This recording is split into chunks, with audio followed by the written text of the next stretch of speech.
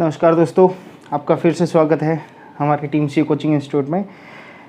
और second lecture है हमारा बेसिक कंसेप्ट का।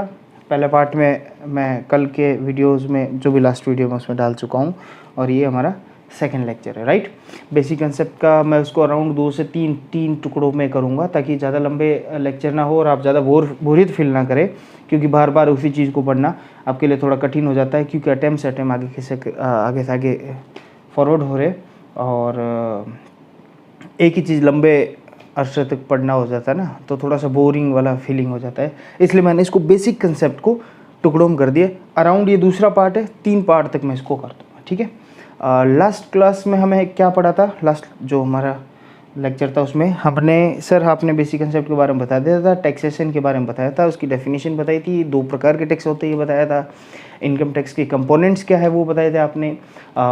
फिर डेफिनेशन क्या थी, सेक्शन 4 बताया था सर आपने। चार्जिंग सेक्शन एक ही सेक्शन बताया था अभी तक आपने, सेक्शन 4, और वो चार्जिंग सेक्शन था, वो हमें याद है अभी तक। ठीक है, उसमें सर ये लिखा हुआ था कि गवर्नमेंट लेविड करती है tax on total income of previous year of every person. Right, यानी total income of previous year of every person, यानी सर 3 चीज़ें निकल के आई थी। टोटल इनकम पे लगता है टैक्स, लगता है परसेंटेज पर जो टैक्स लगता है वो टोटल इनकम पे लगता है। और टोटल इनकम किसकी सर? वो हर एवरी पर्सन की डेफिनेशन अभी हमें करवानी है सर। और टोटल इनकम की डेफिनेशन एक बड़ी हमने पढ़ ली थी। टोटल इनकम होती है जो सारे हेड्स की कंप्यूटेशन करने के बाद निकलती है। और फिर हमने सर स्टेप्स भी देखे थे, स्टेप्स 1 से लेकर सारे स्टेप्स देखे थे। उसमें लास्ट कैसे कैलकुलेशन होता है ये भी हमने उस लेक्चर के अंदर पढ़ा था। अच्छी बात है।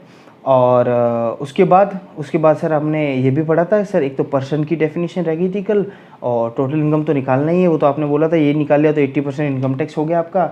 और फिर सर एक और सर प्रीवियस ईयर आपने नहीं बताया था ये क्या होता है।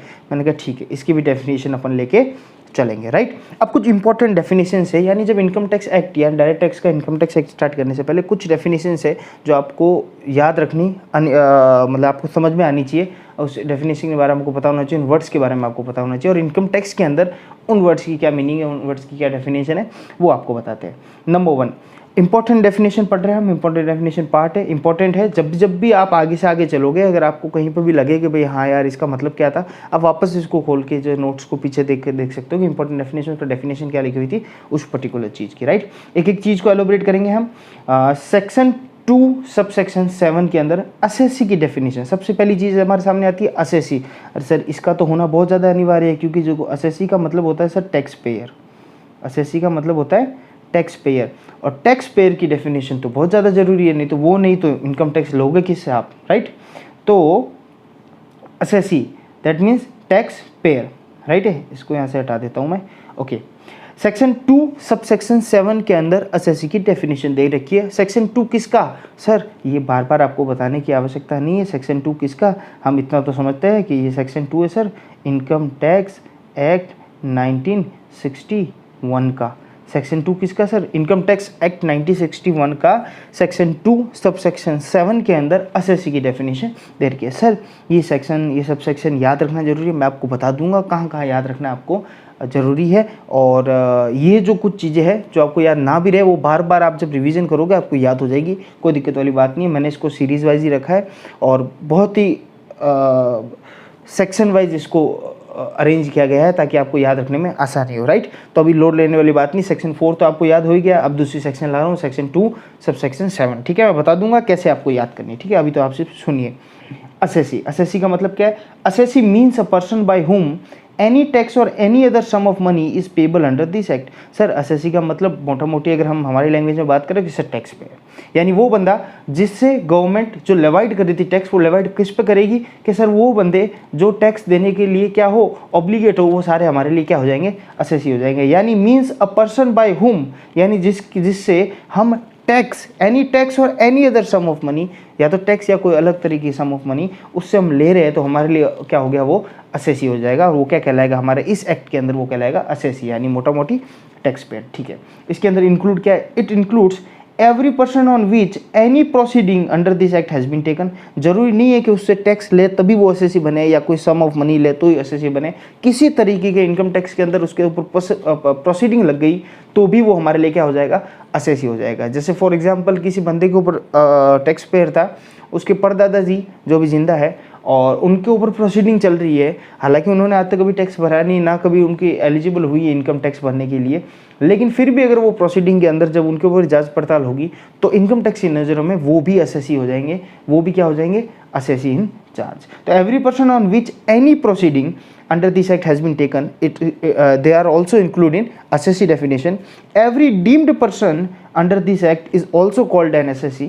जो deemed है, मैंने बताया ना वो assessee है, वो दादाजी को deemed मान लिया गया कि आप भी इस केस में assessee मानेंगे हम आपको भी, और आपके ऊपर भी कार्रवाई होगी, राइट। जैसे फॉर एग्जाम्पल कोई ट्रस्ट पे कार्रवाई हो रही है, ट्रस्ट को प्रोसीडिंग चल रही है, असेसमेंट चल रहा है उसका ट्रस्ट का, और उसमें जो भगवान बैठे हैं, चाहे अपने महादेव जी बैठे हैं, चाहे गणेश जी बैठे हैं, ठीक है, पार्वती जी बैठे हैं, तो उन नज़रों में, एक्ट के नज़रों में वो भी क्या है, असेसी है, क्योंकि वो डीम्ड असेसी मान के उनके ऊपर असेसमेंट प्रोसीडिंग करेंगे, ठीक है।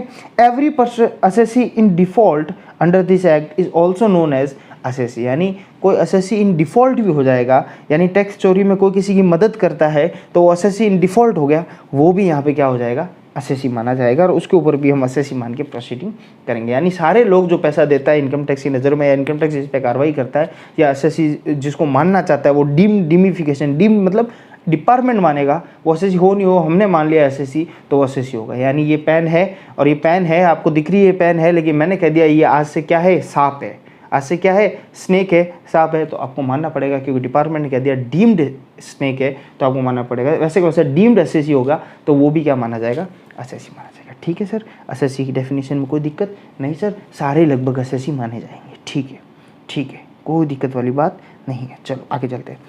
असेसमेंट, सर आपने बार बार बीच में एक शब्द का यूज़ किया असेसमेंट, तो बिल्कुल सेकंड डेफिनेशन है असेसमेंट की, कि असेसमेंट क्या है। असेसमेंट क्या है पढ़िएगा, सेक्शन 2 सबसेक्शन 8 यानी 7 में क्या था, असेसी की डेफिनेशन, और पीछे मेंट लगा दिया असेसमेंट, जस्ट उसके नेक्स्ट वाली सेक्शन क्या हो गया, असेसमेंट। असेसमेंट का मतलब क्या है, दिस इज द प्रोसीजर, ये क्या है, एक प्रोसीजर है by which the income of an assessee is determined by the assessing officer, AO, जिसको हम आगे डिनोट क्या करेंगे, एओ बोलेंगे, असेसिंग ऑफिसर।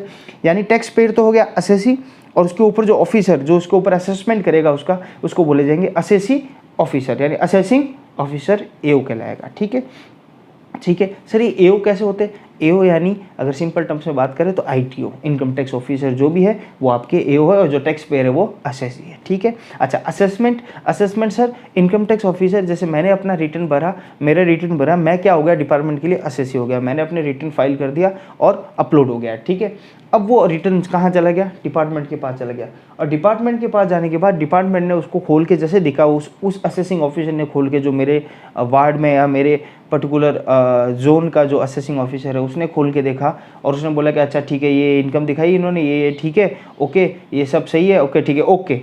ये जो प्रोसीजर उसने किया इसको बोलते हैं असेसमेंट प्रोसीजर। क्या बोलते हैं, असेसमेंट प्रोसीजर। अच्छा उसमें उसको कोई दिक्कत हुई, कोई गलतियाँ मिली, कोई क्लैरिफिकेशन की जरूरत हुई, कोई एक्सप्लेनेशन की जरूरत हुई, तो then he will serve notice. वो क्या करेगा, मुझे नोटिस भेजेगा कि भैया मुझे यहाँ पे दिक्कत है, पर्टिकुलर इनकम आपने शो की है, मुझे लगता है इससे ज़्यादा इनकम आपकी, मुझे इसके लिए कुछ डॉक्यूमेंट एविडेंस प्रूफ चाहिए, मुझे यहाँ पे क्या चाहिए, मैं आपके असेसमेंट कर रहा हूँ, असेसमेंट करते करते मुझे ये दिखा। असेसमेंट मतलब जांच पड़ताल करना, प्रोसीजर करना। जब ये मैं देख रहा था, जब इसको मैं पढ़ रहा था, तब मुझे ये लगा कि भैया इस दस्तावेज में ये कमी है, इस पेपर डॉक्यूमेंट में ये कमी है, और आप मुझे डॉक्यूमेंट सबमिट करें। समझे मेरी बात। तो ये होता है असेसमेंट। क्या होता है, असेसमेंट। यानी एओ असेसमेंट करता कौन है, कि सर असेसिंग ऑफिसर करता है। किसका करता है, सर असेसी की इनकम का असेसमेंट। असेसमेंट जो करता है, प्रोसीजर करता है, उसको बोलते हैं असेसमेंट कहते हैं। कोई दिक्कत नहीं सर, असेसी समझ में आ गया सर, असेसमेंट समझ में आ गया सर, असेसिंग ऑफिसर समझ में आ गया सर, ठीक है। Next person. सर कल वाली क्लास में 3 चीज़ रह गई थी सर। टोटल इनकम हमको पूरा याद है, हम भूलेंगे नहीं। टोटल इनकम, पर्सन और एक और चीज़ थी प्रीवियस ईयर सर। तो आपने टोटल इनकम तो कल बता दिया था कैसे कैलकुलेट होती है, उसको पूरा करना पड़ेगा। पूरा इनकम टैक्स ही टोटल इनकम कैलकुलेट करने का है सर पर्सन की डेफिनेशन, तो मैंने कहा ठीक है, एवरी पर्सन लिखा था, यानी पर्सन कौन कौन, यानी इनकम टैक्स किस किस के ऊपर चार्जेबल होगा। तो देखिएगा सेक्शन 231, ये थोड़ा ध्यान रखिएगा, पर्सन की डेफिनेशन किसमें, देखिए सेक्शन 2 का सब सेक्शन 31, यानी सेक्शन 2 के कई सारे सब सेक्शन है, उसमें 31 वाला जो पॉइंट है उसमें बोला हुआ है पर्सन की डेफिनेशन। जैसे ये पॉइंट मैं पढ़ा रहा हूँ तुम्हें इंपॉर्टेंट डेफिनेशन की पॉइंट में, point number 1 assessee, point number 2 assessment, जैसे पॉइंट नंबर 3 पर्सन, वैसे के वैसे उसमें पॉइंट नंबर 31 है जो सब सेक्शन 2 का सब सेक्शन 31 क्या है, पर्सन की डेफिनेशन। बहुत इंपॉर्टेंट है, अच्छी है, जो ध्यान रखने वाली बात ये है, एक बार समझ लीजिएगा, रट्टा मारने की आवश्यकता नहीं है। तो पर्सन इंक्लूड्स, क्या लिखा हुआ है, पर्सन इंक्लूड्स, यानी इस डेफिनेशन में क्या क्या इंक्लूड्स है, ये इंक्लूड एक्सक्लूड क्या होता है इसके बारे में बताऊंगा। तो पर्सन इंक्लूड्स क्या क्या है, नंबर 1 इंडिविजुअल्स, इंडिविजुअल्स यानी आप और मैं, इंडिविजुअल्स यानी आप और मैं। जब एक आदमी का असेसमेंट होता है, एक आदमी खुद अकेला होता है, उसको इंडिविजुअल कहा जाता है। वो अगर मैं मेरा रिटर्न भरूंगा तो एज एन इंडिविजुअल कैपेसिटी में अपना रिटर्न भरूंगा, लेकिन अगर मैं किसी के साथ पार्टनरशिप फर्म के अंदर हूं तो मैं कैसे भरूंगा रिटर्न, वो रिटर्न जाएगा उस फर्म का रिटर्न कैसे जाएगा, इंडिविजुअल जाएगा, नहीं सर, उस फर्म का रिटर्न जाएगा फर्म के हिसाब से जाएगा। तो उसमें पार्टनरशिप फर्म उसमें स्टेटस हो जाएगा, जो आपका स्टेटस है कि भाई ये पार्टनरशिप फर्म है। अच्छा कंपनी हुई तो सर स्टेटस कंपनी का हो जाएगा। अच्छा अगर कोई ट्रस्ट हुआ तो सर स्टेटस ट्रस्ट का हो जाएगा, इसमें तो कोई पूछने वाली बात है ही नहीं। और सर मैं अकेला अपने भरूँ तो सर इंडिविजुअल माने जाओगे आप। तो पर्सन की डेफिनेशन में नंबर 1 क्या है, इंडिविजुअल, सारे पर्सन माने जाएंगे, यानी हमें तो रिटर्न भरना ही है, सब इंडिविजुअल है। अच्छा दूसरा HUF, सर ये हिंदू अनडिवाइडेड फैमिली HUF, इसके बारे में हमने कुछ पढ़ा है, ये क्या है सर, बिल्कुल इसके बारे में आज बताता हूँ। कई लोगों ने पढ़ा भी होगा लेकिन क्लैरिफिकेशन नहीं होगा। AOP BOI artificial judicial person HUF, इन सब में आपको दिक्कत होती है, सारी ये दिक्कतें आज सॉल्व कर देंगे। नंबर वन पर्सन की डेफिनेशन में क्या इंक्लूड है, सर इंडिविजुअल सारे इंक्लूड है। नंबर 2 सर HUF जितने भी है वो सारे पर्सन माने जाएंगे। अच्छा HUF है क्या, HUF is treated as a separate entity for the purpose of assessment. Sir अगर लोकल लैंग्वेज में आप सर हमें थोड़ा अच्छा बताते हो, लोकल लैंग्वेज में बताओ HUF का मतलब क्या। अच्छा लोकल लैंग्वेज में HUF का मतलब ये हुआ, आपने कई दुकानों के बारे में देखा होगा, घमंडी राम एंड सन्स, ये लिखा होता है घमंडी राम एंड सन्स, मतलब ऐसा नाम होता है घमंडी रामा, ऐसे मजाक मत बनाना। घमंडी राम एंड सन्स का मतलब हुआ घमंडी राम कोई है, उनके दादाजी है, उनके बच्चे हैं, वही फैमिली बिजनेस चल रहा था उनका, दादाजी ने स्टार्ट किया था ऑयल का बिजनेस, उसके बेटे ने भी वही चलाया बिजनेस, उसी में कहीं और जाने की जरूरत क्या है। उसके बेटे ने CA की, फिर वही बिजनेस चलाने लग गया, उसके बेटे ने वापस क्या की, इंजीनियरिंग की और वही बिजनेस चलाने लग गया। समझो मेरी बात। तो क्या होता है जब कोई फैमिली बिजनेस होता है और वो अच्छा खासा बिजनेस होता है, उसमें सारे फैमिली मेंबर्स लग जाते हैं, उनको बोलते हैं क्या बोलते हैं, HUF, हिंदू अनडिवाइडेड फैमिली, और उसको एक स्टेटस दे दिया जाता है इस फैमिली बिजनेस में, HUF स्टेटस हो गया। समझो मेरी बात, क्योंकि अगर वो फैमिली बिजनेस है तो किसी एक का तो बिजनेस है नहीं, वो तो सारे फैमिली मेंबर उसी के अंदर काम कर रहे हैं, राइट। तो उनको अलग ही स्टेटस दे दिया जाता है, वो इंडिविजुअल नहीं कहलाकर वो कहलाते हैं HUF कहलाते हैं। क्या कहलाता है, HUF कहलाते हैं। ठीक है सर, ये भी हमें समझ में आ गया। ठीक है, अभी तक नहीं आया HUF की और डेफिनेशन अपन थोड़ा डिटेल में इसको पढ़ते हैं। ठीक है, HUF के बारे में और बातें करते हैं। सब members of the HUF are called co partner. Members जो HUF के मेंबर्स होते हैं वो सब क्या कहलाते हैं, को पार्टनर कहलाते हैं। क्या कहते हैं, को पार्टनर। को पार्टनर का मतलब जैसे वो जो दादाजी है घमंडी राम जी खुद है, वो है या नहीं है, फॉर एग्जांपल अपन उनको जीवित रखते हैं। घमंडी राम जी अगर जिंदा है और उनके बेटे उनके पोते, उनके पड़ पोते तक अगर उस बिज़नेस के अंदर है, या उनके भाई के बेटे, कोई भी हो सकता है, तो ये जब पूरी फैमिली उस बिज़नेस को रन कर रहा है और उसके बिज़नेस का हेड ऑफ द फैमिली कौन है, घमंडी राम जी है, उसको बोला जाता है, जो हेड ऑफ द फैमिली का बिज़नेस होता है, मेंबर होता है, उसको बोलते हैं कर्ता। क्या बोलते हैं, कर्ता। ये इसमें मैंने कहीं पे लिखा भी नहीं है, आई थिंक नहीं लिखा, ठीक है ना। चलो ये कॉमन सेंस की बात देख लेते हैं, यहाँ लिख देते हैं, उसको क्या बोलते हैं, कर्ता। कर्ता कौन होता है, जो हेड ऑफ द फैमिली होता है, उसको बोलते हैं कर्ता। और अच्छा दूसरों लोगों को क्या बोलते हैं, वो तो कर्ता हो गया, बाकी सब क्या होता है, नहीं करता, नहीं, वो बोलते हैं को पार्टनर। उनको क्या बोलते हैं, को पार्टनर, यानी कर्ता इज द मेन पर्सन जो चलाता है, और बाकी सारे हेड ऑफ द फैमिली में से जो एल्डर होता है, सबसे बड़ा होता है, वही हेड ऑफ द फैमिली होता है। आपके अपनी फैमिलीज में भी आप देखते हो, हेड ऑफ द फैमिली जो होता है वही घर के डिसीजन लेता है, और बाकी सारे लोग क्या हो जाते हैं, को पार्टनर कहलाते हैं। ठीक है सर, ये बात भी हमें समझ में आई।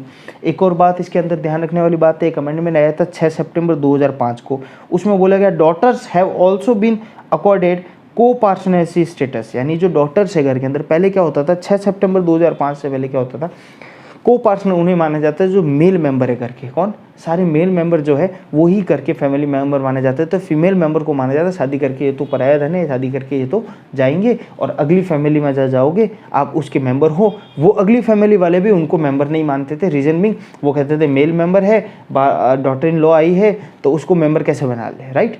तो क्या होता था इसमें बहुत ज़्यादा डिस्क्रिमिनेशन था। तो 2005 के बाद एक लॉ आया, कोर्ट में केस हुआ और उसके बाद अमेंडमेंट कर दिया गया इसको कि घर के अंदर जो मेल मेंबर है as same as female members जो भी है, जो डॉटर्स भी है, वो भी को पार्टनर मानी जाएगी उस फैमिली मेंबर के अंदर। आपको पता होता है एक कानून आया था कि भाई घर की जो जायदाद होती है उसमें बेटी का भी उतना ही अधिकार है। उसी तहत इसमें भी डाला गया कि एचयूएफ के अंदर बेटी का भी उतना अधिकार है, वो भी को पार्टनर मानी जाएगी, उसका भी अधिकार है वोटिंग करने का, उसका भी अधिकार है उस पर्टिकुलर प्रॉपर्टी के अंदर अपना हिस्सा मांगने का, ठीक है। तो यानी daughters are also have a status of co partner, ठीक है।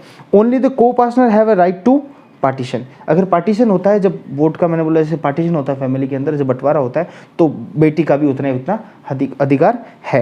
और क्योंकि को पार्टनर का अधिकार है और बेटी भी को पार्टनर होगी, दैट मीन्स बेटा और मेल हो या फीमेल हो, दोनों का दोनों बराबर अधिकार है। हाउएवर, ध्यान रखने वाली बात, other female members of the family like example wife, daughter in law are not eligible for such co partnership right. यानी घर के दूसरे मेंबर फीमेल मेंबर जैसे कि आपकी क्या हो, वाइफ हो खुद की, या फिर आपकी डॉटर पुत्र वधू हो, या आपकी वाइफ हो पत्नी हो, इनका अधिकार नहीं है पार्टीशन के अंदर और वो अधिकार नहीं रखते को पार्टनरशिप का, ठीक है। यानी बेटी रख सकती है, वो कहाँ रख सकते हैं, वो अपने घर में रख सकती है जहाँ से वो आई है, यानी उसके ससुराल में, ठीक है, मतलब पीहर में, ठीक है। Under the income tax act 1961 Jain undivided families and Sikh undivided family would also be assessed as HUF. यानी एचयूएफ के अंदर चाहे जैन अनडिवाइडेड फैमिली हो चाहे सिख अनडिवाइडेड फैमिली हो, वो भी एचयूएफ के अंदर काउंट होगी और उनको भी ऐसे ट्रीट किया जाएगा एचयूएफ का स्टेटस देके जैसे एचयूएफ को किया जाता है। कोई दिक्कत यहाँ तक नहीं सर? आज हमें बहुत सारी बातें पता चली एचयूएफ के बारे में और अब हम हमेशा के लिए याद रखेंगे। बहुत बढ़िया, चलो आगे चलते हैं। अब इंडिया के अंदर एचयूएफ यानी हिंदू लॉ जो है ना, हिंदू लॉ के इंडिया के अंदर दो तरीके के रूलिंग चलते हैं, दो तरीके के स्कूल चलते हैं। इसको रूल्स को बोलते हैं हम क्या बोलते हैं, स्कूल्स या रिचुअल्स कह सकते हैं हम, इसी को हम क्या बोलते हैं, स्कूल्स। तो स्कूल्स ऑफ एचयूएफ, जो हिंदू एचयूएफ एक्ट है, उस एक्ट के अंदर एचयूएफ एक्ट के अंदर सारी चीज़ें दे रखी है। उसमें से जो इनकम टैक्स के लायक जो चीज़ें हमने वो उठाई है और वो यहाँ पे हम पढ़ रहे हैं। ज़्यादा हम उसे एचयूएफ का एक्ट का पढ़ना है तो आप गूगल पे सर्च करके पढ़ सकते हैं। अगर कोर्स में आया तो मैं आपको बिल्कुल एचयूएफ का एक्ट भी पढ़ाऊंगा लेक्चर के अंदर, ठीक है। School of Hindu laws, Hindu laws की दो स्कूल्स है, number 1 Dayabhaga school and number 2 Mitakshara school. कौन सी? मिताक्षरा और दया भागा। अच्छा सर, ये दोनों कहाँ कहाँ यूज होती है? देखो, दया भागा तो सिर्फ दो जगह, इंडिया के अंदर सिर्फ दो जगह ही चलता है। यानी ये रिचुअल्स, ये कल्चर, ये ट्रेडिशन, ये इसका प्रिंसिपल्स, रूल्स ऑफ रेगुलेशंस, ये जो दया भागा के रूल्स ऑफ रेगुलेशन इस स्कूल के, इस रिचुअल्स के, इस परंपरा के, इस प्रथा के, वो सिर्फ भारत में दो जगह चलते हैं। नंबर 1 वेस्ट बंगाल और आसाम। यानी वेस्ट बंगाल और आसाम के लोग दया भागा स्कूल हिंदू लॉ के हिसाब से काम करते हैं और बाकी rest of the whole India वो अपना जो चलन है, जो रिचुअल्स है, जो प्रथा है, वो चलती है मिताक्षरा की तरह। जिन्हें आप और हमें वो मिताक्षरा, अगर कोई वेस्ट बंगाल का है या कोई आसाम का है तो वो क्या चलाएगा, वो दया भागा चलेगा। सर इसमें क्या डिफरेंस है, अभी पढ़ते हैं। वेस्ट बंगाल आसाम की बताता क्योंकि वो थोड़ा सा अलग है तो उसको आप देखेंगे, बाकी सबका तो कॉमन है, आप समझ ही जाओगे। अच्छा चलो, एक नॉर्मल सा क्वेश्चन है, अपनी जो ज़िंदगी में होता है, जैसे आप और मैं जो वेस्ट बंगाल और आसाम को छोड़ के हुए, आप और मैं इसलिए कह रहा हूँ क्योंकि मैं नहीं हूँ वेस्ट बंगाल आसाम से, तो छोड़ते हुए हमारे यहाँ सिस्टम होता है कि जब तक फादर अलाइव है, बेटे को क्या वो मिल जाती है ज़मीन में हिस्सा, पार्टीशन मिल जाता है क्या बेटे को? जब तक फादर या जो अपने एल्डर ऑफ द फैमिली अगर जिंदा है, तो अगर आपके दादाजी है तो फादर है, फादर के बाद आप हो। अगर दादाजी जिंदा है तो क्या फादर अपना अलग होना चाहे तो अपना हिस्सा मांग सकता है? बिल्कुल मांग सकता है सर, इसमें क्या दिक्कत वाली बात है? अगर फादर जिंदा है तो वो बिल्कुल मांग सकता है। तो देखिएगा, समझिएगा इसको बात को, यानी अपने वाली जो बात कर रहा हूँ, मैं मेरी बात कर रहा हूँ। हमारे यहाँ पे जो रेस्ट ऑफ वेस्ट बंगाल और आसाम के यहाँ सिस्टम है, one acquire the right to the family property by his birth and not by successor. यानी हमारे यहाँ सिस्टम क्या है कि जब भी बच्चा पैदा हो जाता है वहीं से उसमें प्रॉपर्टी में हिस्सा, चाहे डॉटर हो, अब देखना वो वाली बात नहीं है मेल और डॉटर की, अब तो दोनों का हिस्सा है, चाहे डॉटर हो, मेल हो या फीमेल हो, ये दोनों जब पैदा हो गए तब से वो हिस्से में बंटवारी हो गई। अब ज़रूरी नहीं कि भाई दादाजी जिंदा है और फादर है और आप हो, तो दादाजी डेथ हो जाएगी उसके बाद ही फादर को प्रॉपर्टी मिलेगी, फादर की डेथ होने के बाद ही उसके बच्चे को मिलेगी, राइट। ऐसा सिस्टम नहीं है। अगर पहले भी वो चाहे तो वो ले सकता है अपना हिस्सा, क्योंकि वो हिस्सा बाय बर्थ ही उसके अंदर क्या पड़ गया, पड़ गया, बंटवारा हो गया उसका, जन्मते ही उसके अंदर उसका हिस्सा कायम हो गया, राइट। तो मरने की इंतजार करने की आवश्यकता नहीं है। हालांकि रिचुअल्स अपने ऐसे है कि भाई जब तक जिंदा है, जब तक नहीं होती उनके जाने के बाद, आजकल ऐसा नहीं है। आजकल 50-60% में ऐसा होता है वो जिंदा है, वो पहले ही बंटवारा कर देते हैं, जीते कर देते हैं, बाद में लड़ेंगे मरेंगे फालतू, क्या मतलब। इससे तो पहले जीते कहते हैं चलो 4 बेटे हैं, चारों बेटों को अलग अलग बांट दिया, ठीक है। तो सक्सेशन का मतलब उनके डेथ होने की इंतजार करने की आवश्यकता आपको नहीं है। लेकिन जो वेस्ट बंगाल और आसाम है वो आज भी ऐसे ही चलता है। उसमें ये बोलता है नोबडी एक्वायर द राइट और share in the property by birth से उसको एक्वायर राइट्स और शेयर प्रॉपर्टी में नहीं होती, as long as the head of the family is living. यानी हेड ऑफ द फैमिली अब तक जिंदा है तो पीछे वालों को कोई उनका अधिकार भी नहीं है, ना वो मांग सकते हैं, ना उनको मिलेगा।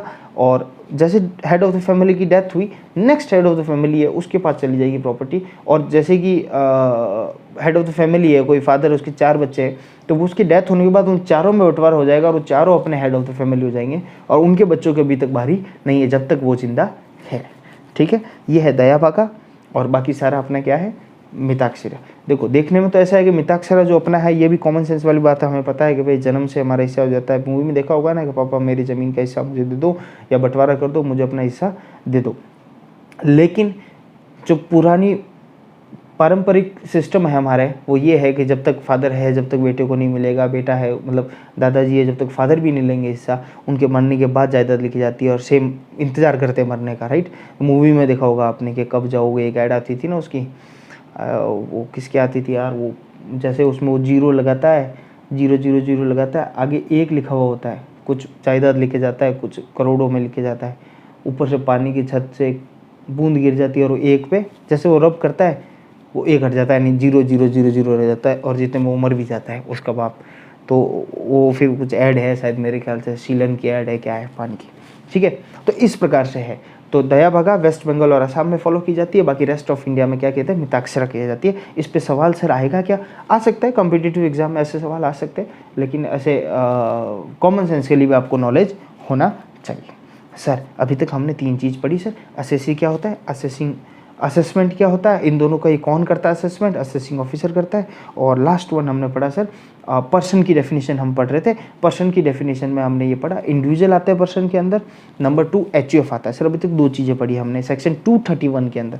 तीसरी चीज़ इंडिविजुअल पर्सन के डेफिनेशन में तीसरी चीज़ क्या आती है, तीसरी चीज़ आती है सर कंपनी। कंपनी को भी हम पर्सन मानेंगे, यानी कंपनी भी एलिजिबल है टैक्स पे करने के लिए, यानी टैक्स उन सब लोगों पे लगेंगे जो पर्सन की डेफिनेशन में आते हैं। सिंपल सी बात बोलूँ तो ये। तो नंबर 1 इंडिविजुअल सारे आगे, आप और हम आगे। नंबर 2 HUF सारे के सारे इंडिया में जितने भी HUF है, चाहे जैन हो चाहे सिख हो, जो भी HUF है वो सारे आगे टैक्स इसमें एलिजिबिलिटी में आगे।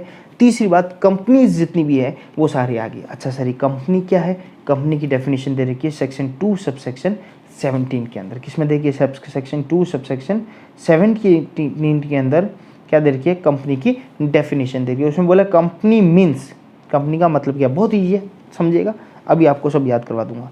Company means any Indian company. Number 1 company की डेफिनेशन क्या बोलता है, company means every Indian company, जितनी भी इंडियन कंपनी है वो सारी हम कंपनी मानेंगे। नंबर 1 सर ये इंडियन कंपनी क्या, अभी बताएंगे, थोड़ा धीरे धीरे मुंह चल जाएगा। Company means every Indian company, number 1। Number 2 any foreign company, हमारी नज़रों में कंपनी सारी इंडियन कंपनी सारी कंपनी मानी जाएगी, फॉरेन कंपनी जितनी है वो भी कंपनी मानी जाएगी।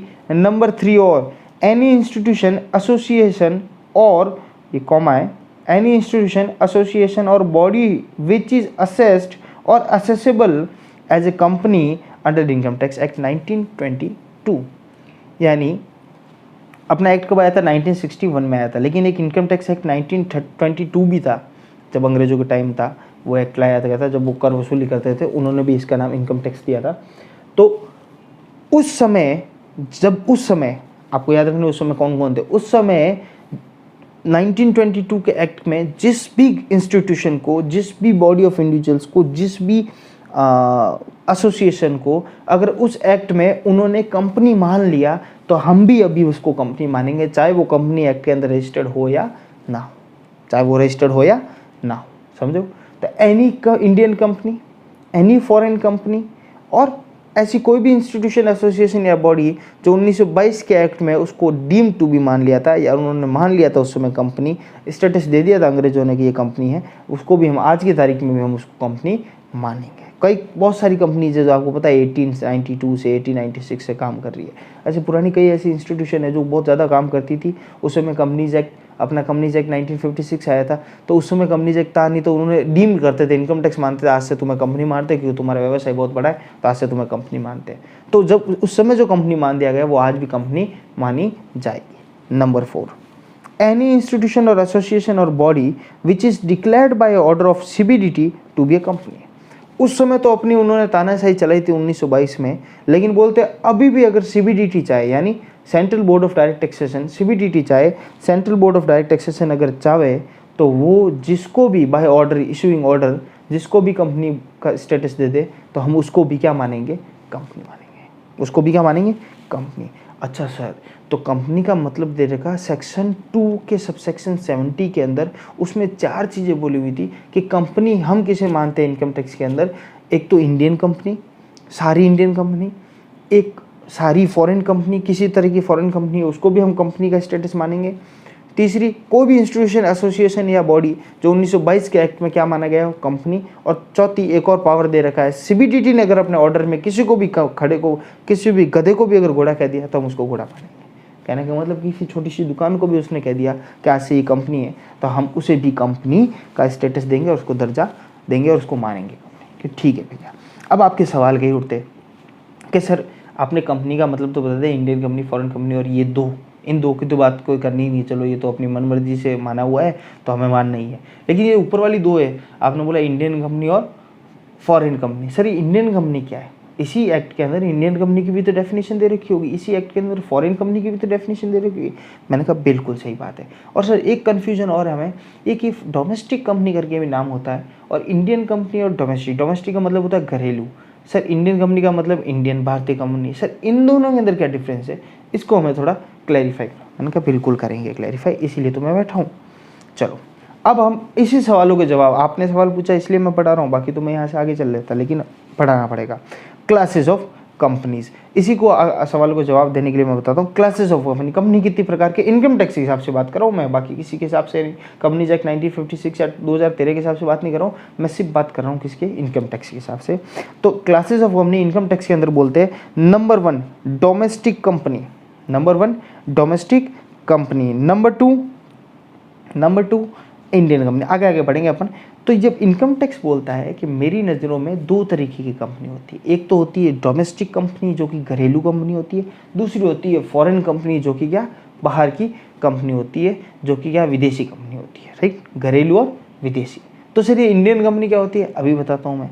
घरेलू कंपनी क्या है वो तो समझ लें, it means an Indian company. वापस से थी बात, डोमेस्टिक कंपनी की डेफिनेशन कहाँ दे रखी है सर, सेक्शन 222A के अंदर। इनको याद रखना इतना ज़रूरी नहीं है, लेकिन याद हो जाएगा, धीरे धीरे आगे आएगा, 10 बार मैं रिवाइज करूँगा तो याद हो जाएगा। क्या बोलता है, डोमेस्टिक कंपनी का मतलब होता है it means an Indian company और any other company which has made the prescribed arrangements for the declaration and payment of dividends within India payable out of such income। यानी सीधे टर्म्स में बात करते हुए बोलते हैं हम डोमेस्टिक कंपनी, सेक्शन 222A के अंदर ये बोला गया कि हम डोमेस्टिक कंपनी सारी कंपनी को मानेंगे। एक तो वो इंडियन कंपनी है तो भी हम उसको डोमेस्टिक मानेंगे, और उसके अलावा भी इंडियन कंपनी नहीं भी हो तो भी सारी जो कंपनियां होगी उसे हम डोमेस्टिक मानेंगे, जिनका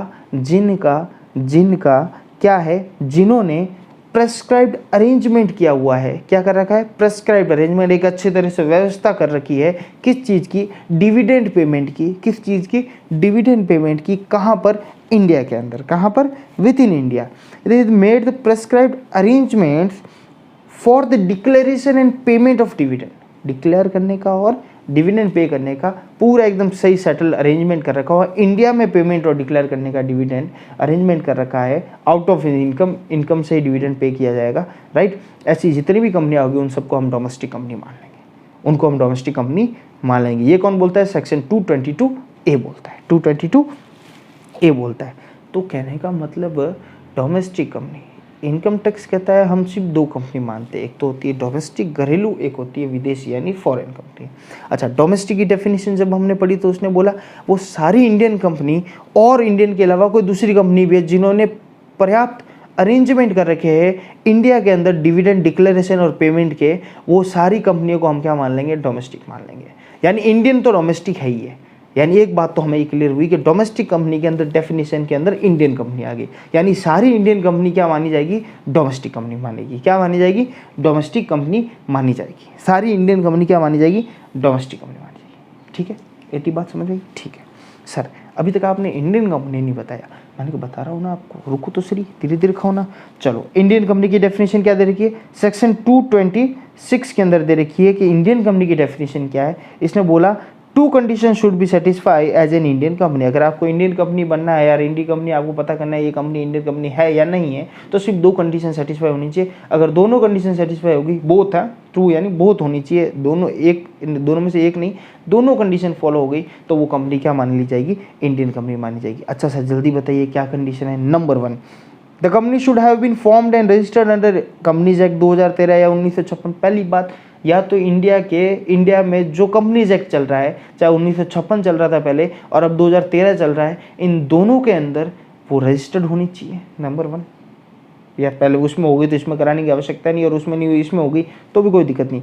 पहली कंडीशन ये है, it has been formed and registered under the companies act and यानी प्लस का एडिशन का, यानी इसके साथ ये भी होना चाहिए। दूसरी बात, द रजिस्टर्ड ऑफिस, उसका रजिस्टर्ड ऑफिस और the principal office of the company should be in India.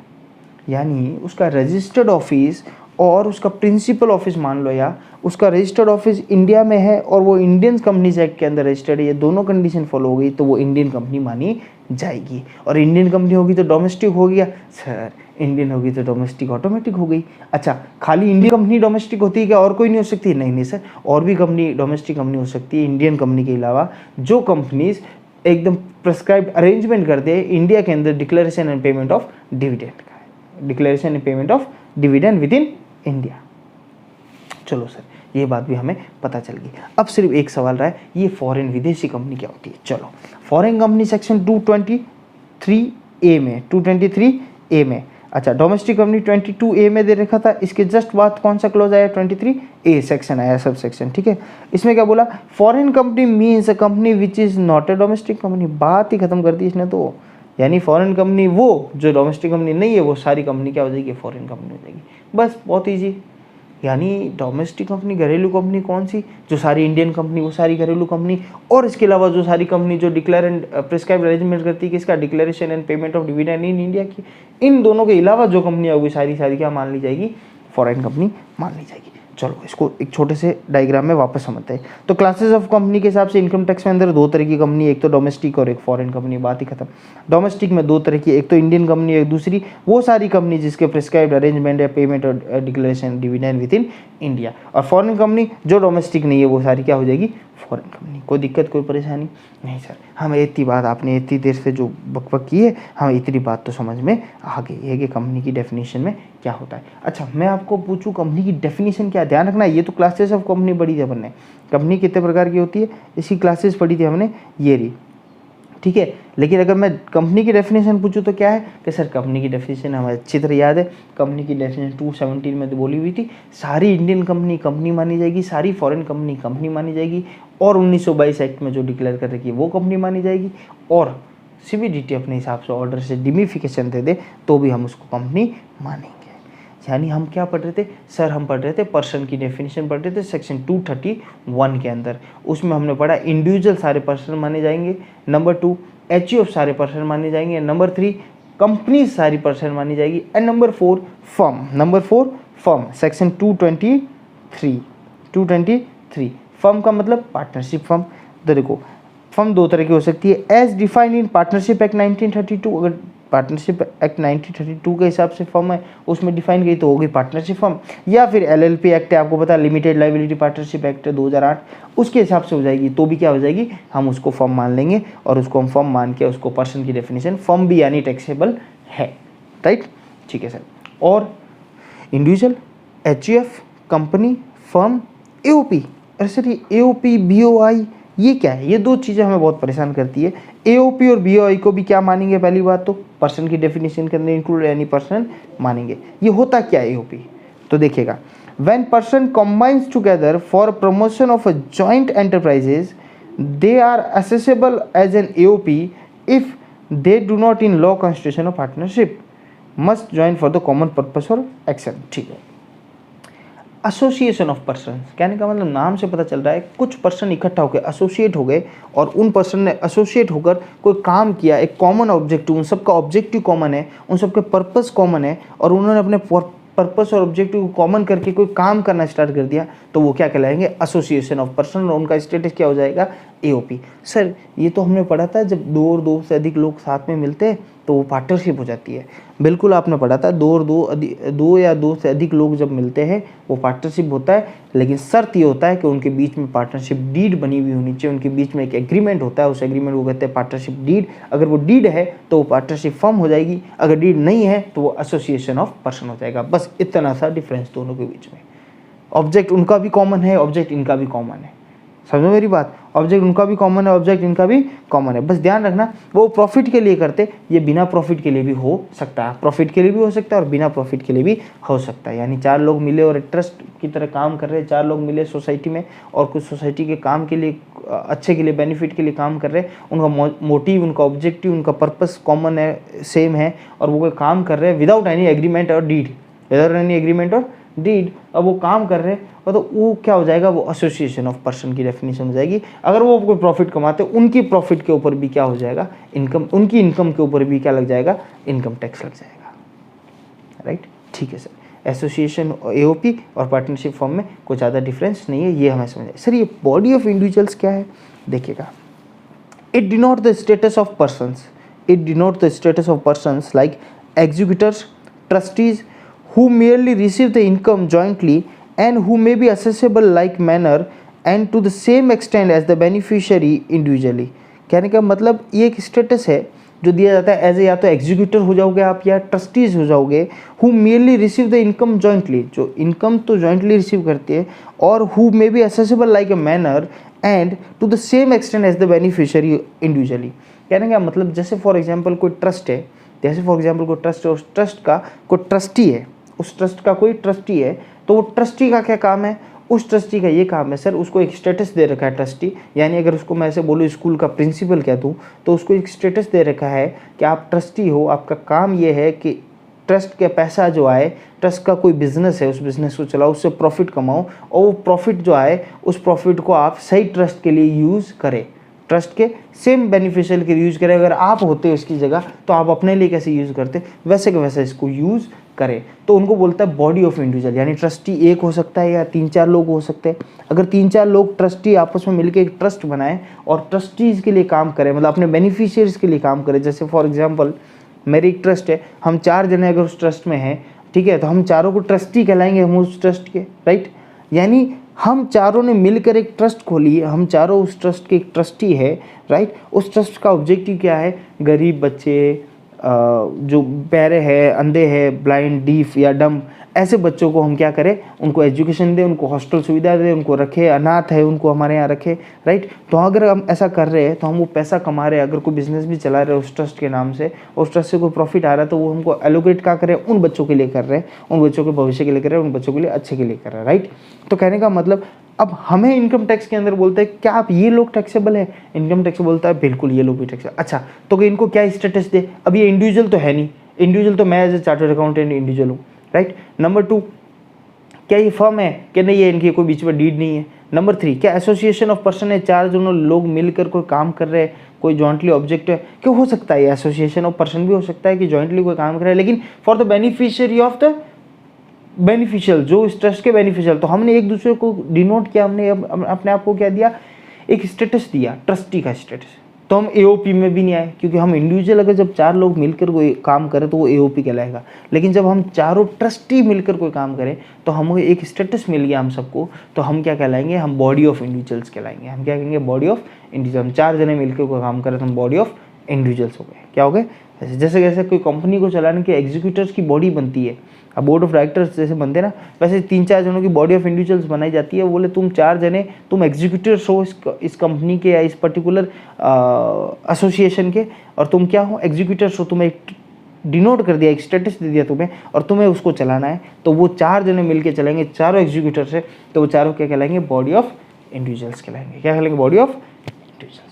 और इनकम टैक्स के अंदर वो भी पर्सन की डेफिनेशन में आते हैं, यानी उन चारों का असेसमेंट एक साथ होगा। ऐसे चारों का अलग अलग नहीं होगा, अलग अलग करते तो इंडिविजुअल की कैपेसिटी में आ गए, लेकिन चारों एग्जीक्यूटिव्स का एक साथ होगा तो वो कहलाएगा क्या, बॉडी ऑफ इंडिविजुअल। क्या कहलाएगा, बॉडी ऑफ इंडिविजुअल। कोई दिक्कत, कोई परेशानी यहाँ तक, कोई दिक्कत, कोई परेशानी?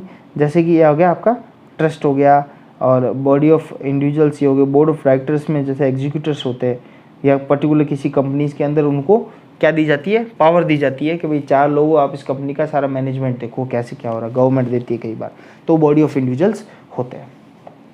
ओके, कोई दिक्कत परेशानी नहीं? नेक्स्ट, तो ये क्या क्या पढ़े सर, पर्सन की डेफिनेशन सेक्शन 231 के अंदर individual number one individuals. Number 2 sir हमने क्या पढ़ा था, number two HUF sir, Dayabhaga Mitakshara. Number 3 sir companies, classes of companies भी बड़ी थी उसके अंदर। नंबर 4 सर फर्म, पार्टनरशिप या एलएलपी के अंदर, बिल्कुल। Number 5 sir AOP, group of person combined together for a common या जॉइंट एंटरप्राइजेस। ठीक है, when persons combined together for the promotion of joint enterprises they are assessable as an AOP if they do not in consider. Partnership नहीं हुई तो AOP कहलाएगा, partnership होती है form कहलाएगी। Must join for the common purpose and action. और फिर sir AOP के बाद आता है बॉडी ऑफ इंडिविजुअल, जब किसी को डिनोट, कोई स्टेटस डिनोट करते हैं हम, या तो ट्रस्टीज या एग्जीक्यूटिव्स का, और वो जो मिलके कोई काम करते हैं बेनिफिशियरी, तो उनका स्टेटस हो जाएगा BOP, body of individual, BOI sir. ठीक है, individual, HUF, company, firm, AOP, body of individual sir 5 और 1 6 हो गए सर। 7वां local authority. Local authority means municipal community, district board और other authority legally entitled by the government within the control and management of the municipal and local funds। ठीक है, income from supply of water and electricity exam. अच्छा, ये अलग note है, एक अलग से लगाया हुआ मेरा। चलो इसका एग्जांपल, जैसे आपका नगर पालिका, जैसे आपका डेवलपमेंट अथॉरिटी बोर्ड है, कोई आपके पर्टिकुलर सिटी का म्युनिसिपल कॉर्पोरेशन है। ठीक है, ये लोकल अथॉरिटीज़ है, ये बनाई जाती है किसके, गवर्नमेंट के द्वारा। गवर्नमेंट का कंट्रोल एंड पावर पूरा गवर्नमेंट का होता है, लेकिन ये तो फॉर किसके लिए, फॉर फैसिलिटीज़, जो हमारे जो फैसिलिटीज़ देते हैं सिटीज़ के अंदर या कॉर्पोरेशन लिमिटेशन के अंदर, तो उनके लिए, तो उनका भी एक लोकल अथॉरिटी का भी इनकम टैक्स के अंदर उनको भी माना गया है कि ये भी पर्सन है, इनको भी कोई प्रॉफिट होगा तो उसके ऊपर इनकम टैक्स लगेगा ही लगेगा। इनकी टोटल इनकम के ऊपर भी इनकम टैक्स लगेगा, इनको भी रिटर्न भरना अनिवार्य है, क्योंकि पर्सन की डेफिनेशन में ये लोग भी आते हैं। ठीक है, जैसे बिजली विभाग, बिजली बोर्ड आपका, ठीक है, आपके पर्टिकुलर शहर में जो बिजली बोर्ड है, बिजली विभाग है, तो उसका भी क्या होगा, उसका भी होगा कि वो भी क्या माने जाएंगे, लोकल अथॉरिटी मानी जाएगी। पानी का जो वाटर विभाग है आपका, क्या बोलते हैं, वाटर डिपार्टमेंट है, जिसको क्या बोलते हैं अपन, वाटर बॉक्स। ठीक है, तो वाटर बॉक्स ऑफिस होते हैं, ये भी सारे क्या माने जाएंगे, ये भी लोकल अथॉरिटी मानी जाएगी। हालांकि एक नोट मैंने डाला है कि income from supply of water and electricity is exempt from the tax, यानी टैक्स के अंदर से एग्जाम्प्ट कर रखी है कि जो इनकम आती है आपकी सप्लाई ऑफ वाटर के द्वारा या आपकी इलेक्ट्रिसिटी सप्लाई के द्वारा, उससे अगर वो इनकम कमाते हैं वो, तो वो इनकम क्या हो जाएगी, इनकम टैक्स में एग्जाम्प्ट हो जाएगी। लेकिन ये सब क्या आएंगे, लोकल अथॉरिटी की डेफिनेशन में आएंगे, यानी पर्सन की डेफिनेशन में लोकल अथॉरिटी, यानी ये भी लोकल अथॉरिटी, ये भी सब क्या होंगे, टैक्सेबल हो जाएंगे। And the last one, artificial judicial person, AGP किसे हम इसको डिनोट करेंगे। आर्टिफिशियल जुडिशियल पर्सन का मतलब हुआ एन आइडल और डाइटी, एनी डाइटी यानी भोलेनाथ। कौन, भोलेनाथ, जो हमारे शिव जी है, मैंने एग्जांपल दिया था, शिव जी की मूर्ति है, तो आर्टिफिशियल जुडिशियल पर्सन यानी वो भी एक पर्सन की, जैसे तिरुपति बालाजी का मंदिर है, तो ऐसे तो ट्रस्ट है, ट्रस्ट का तो अलग डिनोट हो गया, बॉडी ऑफ इंडिविजुअल करके उसको तो अलग से टैक्सेबल कर दो। लेकिन अगर कहीं ट्रस्ट नहीं हो और एक ही होगा, ट्रस्ट नहीं बनी हो और ऐसे कोई मंदिर हो और वहाँ बहुत सारा चढ़ावा आ रहा है, ये आ रहा है, तो इनकम टैक्स कहता है हम उनको एजीपी का स्टेटस देंगे। आर्टिफिशियल जुडिशियल पर्सन, और शिवजी भोलेनाथ खुद एक पर्सन मानेंगे हम इनको, और इनके चरणों में बैठ के इनको बोलेंगे आपके ने जो इनकम कमाई है हमें उस पर इनकम टैक्स दे दीजिए, क्योंकि पर्सन की डेफिनेशन में आप भी आते हो, हमने उसके अंदर लिख दिया है। समझे मेरी बात, समझे। तो ये सारी हुई पर्सन की डेफिनेशन सेक्शन 231 के अंदर, राइट। कोई दिक्कत, कोई परेशानी नहीं सर, अभी तक तो कोई परेशानी नहीं। चलो अब मुद्दा आया कि इनकम टैक्स, इनकम टैक्स, ये जो इनकम टैक्स है ये लगेगा किस पे सर, ये एक टैक्स है जो कि इनकम पे लगता है। किस पे लगता है, इनकम। अगर इनकम ही नहीं तो क्या टैक्स लगेगा किस पे, अगर इनकम किसी की जीरो है तो इसके ऊपर टैक्स तुम कितने, जैसे 10% टैक्स लगा दिया तुमने, इसके ऊपर क्या लगाओगे, जीरो का 10%, जीरो। जब कहीं पे इनकम ही नहीं होगी तो उसका टैक्स कैसे लगेगा उसके ऊपर, तो इनकम टैक्स कैसा, समझे मेरी बात। जब इनकम ही नहीं तो इनकम टैक्स कैसा, राइट। तो सबसे पहले तो आपको ये समझना चाहिए कि इनकम होती क्या है, किस किस चीज़ों को हम, किन किन चीज़ों को इनकम मानेंगे, किन किन चीज़ों को नहीं मानेंगे, क्या क्या चीज़ें इनकम की डेफिनेशन के अंदर इंक्लूड होगी और क्या क्या चीज़ें इसके अंदर से एक्सक्लूड होगी या इंक्लूड नहीं होगी, समझो मेरी बात। तो इनकम की डेफिनेशन समझना सबसे ज़्यादा इंपॉर्टेंट है बाकी सारी चीज़ें समझने के साथ साथ, राइट। तो हम पढ़ते हैं इनकम की डेफिनेशन। इनकम की डेफिनेशन दे रखी है सेक्शन 224 के अंदर। यानी अभी तक हमने किस किस की डेफिनेशन पढ़ी सर, हमने पढ़ी है डेफिनेशन सबसे पहले एसएससी की पढ़ी, फिर हमने पढ़ी असेसमेंट की पढ़ी, फिर सर आपने पढ़ी पर्सन की डेफिनेशन। पर्सन की डेफिनेशन के अंदर 8 पॉइंट थे, कितने थे, 8 पॉइंट थे, राइट। फिर हमने पढ़ा कि पर्सन क्या क्या कहलाते हैं। अब हम पढ़ रहे इनकम की डेफिनेशन, ठीक है, चौथा पार्ट सेक्शन 224। ये इंपॉर्टेंट सेक्शन है, आप याद रखना चाहो तो बार बार कहीं पे भी किसी भी आंसर के अंदर कोट कर सकते हो कि इनकम मीन्स या income as under section 224, 231 person की डेफिनेशन थी और 224 इनकम की डेफिनेशन। उसमें क्या बोला हुआ है, definition of income begins with word income includes. ये डेफिनेशन स्टार्ट ही इस चीज़ से होती है कि इनकम इंक्लूड्स, क्या लिखा जाता है, इनकम इंक्लूड्स। अच्छा, ये इंक्लूड का क्या मतलब, it is an inclusive definition and not an exhaustive one. यानी क्या है, ये इंक्लूसिव डेफिनेशन है, एग्जॉस्टिव नहीं है। क्या है इसको समझाता हूँ। यानी सिंपली क्या समझे, simply saying income includes all type of income. ये बोलता है इंक्लूड जहाँ लिखा होता है ना जिस भी डेफिनेशन के अंदर, सर और कहाँ लिखा था, और कहाँ लिखा था, मैंने कहा ये यहाँ लिखा था, देखो ये पर्सन इंक्लूड्स, क्या लिखा, person include, section 231 person include. Inclusive definition के अंदर ये मतलब होता है कि ये चीज़ें तो सारी है ही है, अगर कोई चूक भी गए हम या कोई ऐसी चीज़ भी है जो इनके रिलेटेड हो और नहीं लिखी गई है तो वो भी इंक्लूड हो जाएगी इसके अंदर, क्योंकि इसकी डेफिनेशन क्या है, इंक्लूसिव डेफिनेशन है, एग्जॉस्टिव डेफिनेशन नहीं है। सर ये एग्जॉस्टिव डेफिनेशन क्या होती है, एग्जॉस्टिव डेफिनेशन ये हुई जैसे फॉर एग्जाम्पल लॉकडाउन चल रहा है, 2-3 महीने लॉकडाउन हुआ, लॉकडाउन के अंदर बार बार जो ऑर्डर आ रहे थे सरकार के, जो एडमिनिस्ट्रेशन के जो ऑर्डर आ रहे थे वो एग्जॉस्टिव डेफिनेशन के साथ आ रहे थे। वो बार बार ये चीज़ बोल रहे थे कि भैया लॉकडाउन तो है ही है, बस इन चीज़ों की छूट है। यानी कभी आप कोई लिस्ट ऐसी दो कि वो ही चीज़ हमारे अवेलेबल या छूट है, तब क्या होती है, वो डेफिनेशन हो जाती है, एग्जॉस्टिव हो जाती है। जैसे फॉर एग्जाम्पल लॉकडाउन के अंदर ही बोला होता है दूध वाले जा सकते हैं भैया, गैस सिलेंडर वाले जा सकते हैं भैया, और क्या था, किराने वाले इतने से इतनी बजे तक खोल सकते हैं। ये जो डेफिनेशन है ना, ये फिर एग्जॉस्टिव डेफिनेशन, ये इत बजे ये लोग जो है, जैसे फॉर एग्जांपल 7 से 8 लोग ऐसे थे, डॉक्टर जा सकते हैं, कोई ज़रूरी काम है ऐसा जो सॉरी ये अपने बैंक वाले जा सकते हैं, राइट, पोस्ट ऑफिस वाले जा सकते हैं। तो ये पोस्ट ऑफिस तो बनता है मेरे ख्याल से।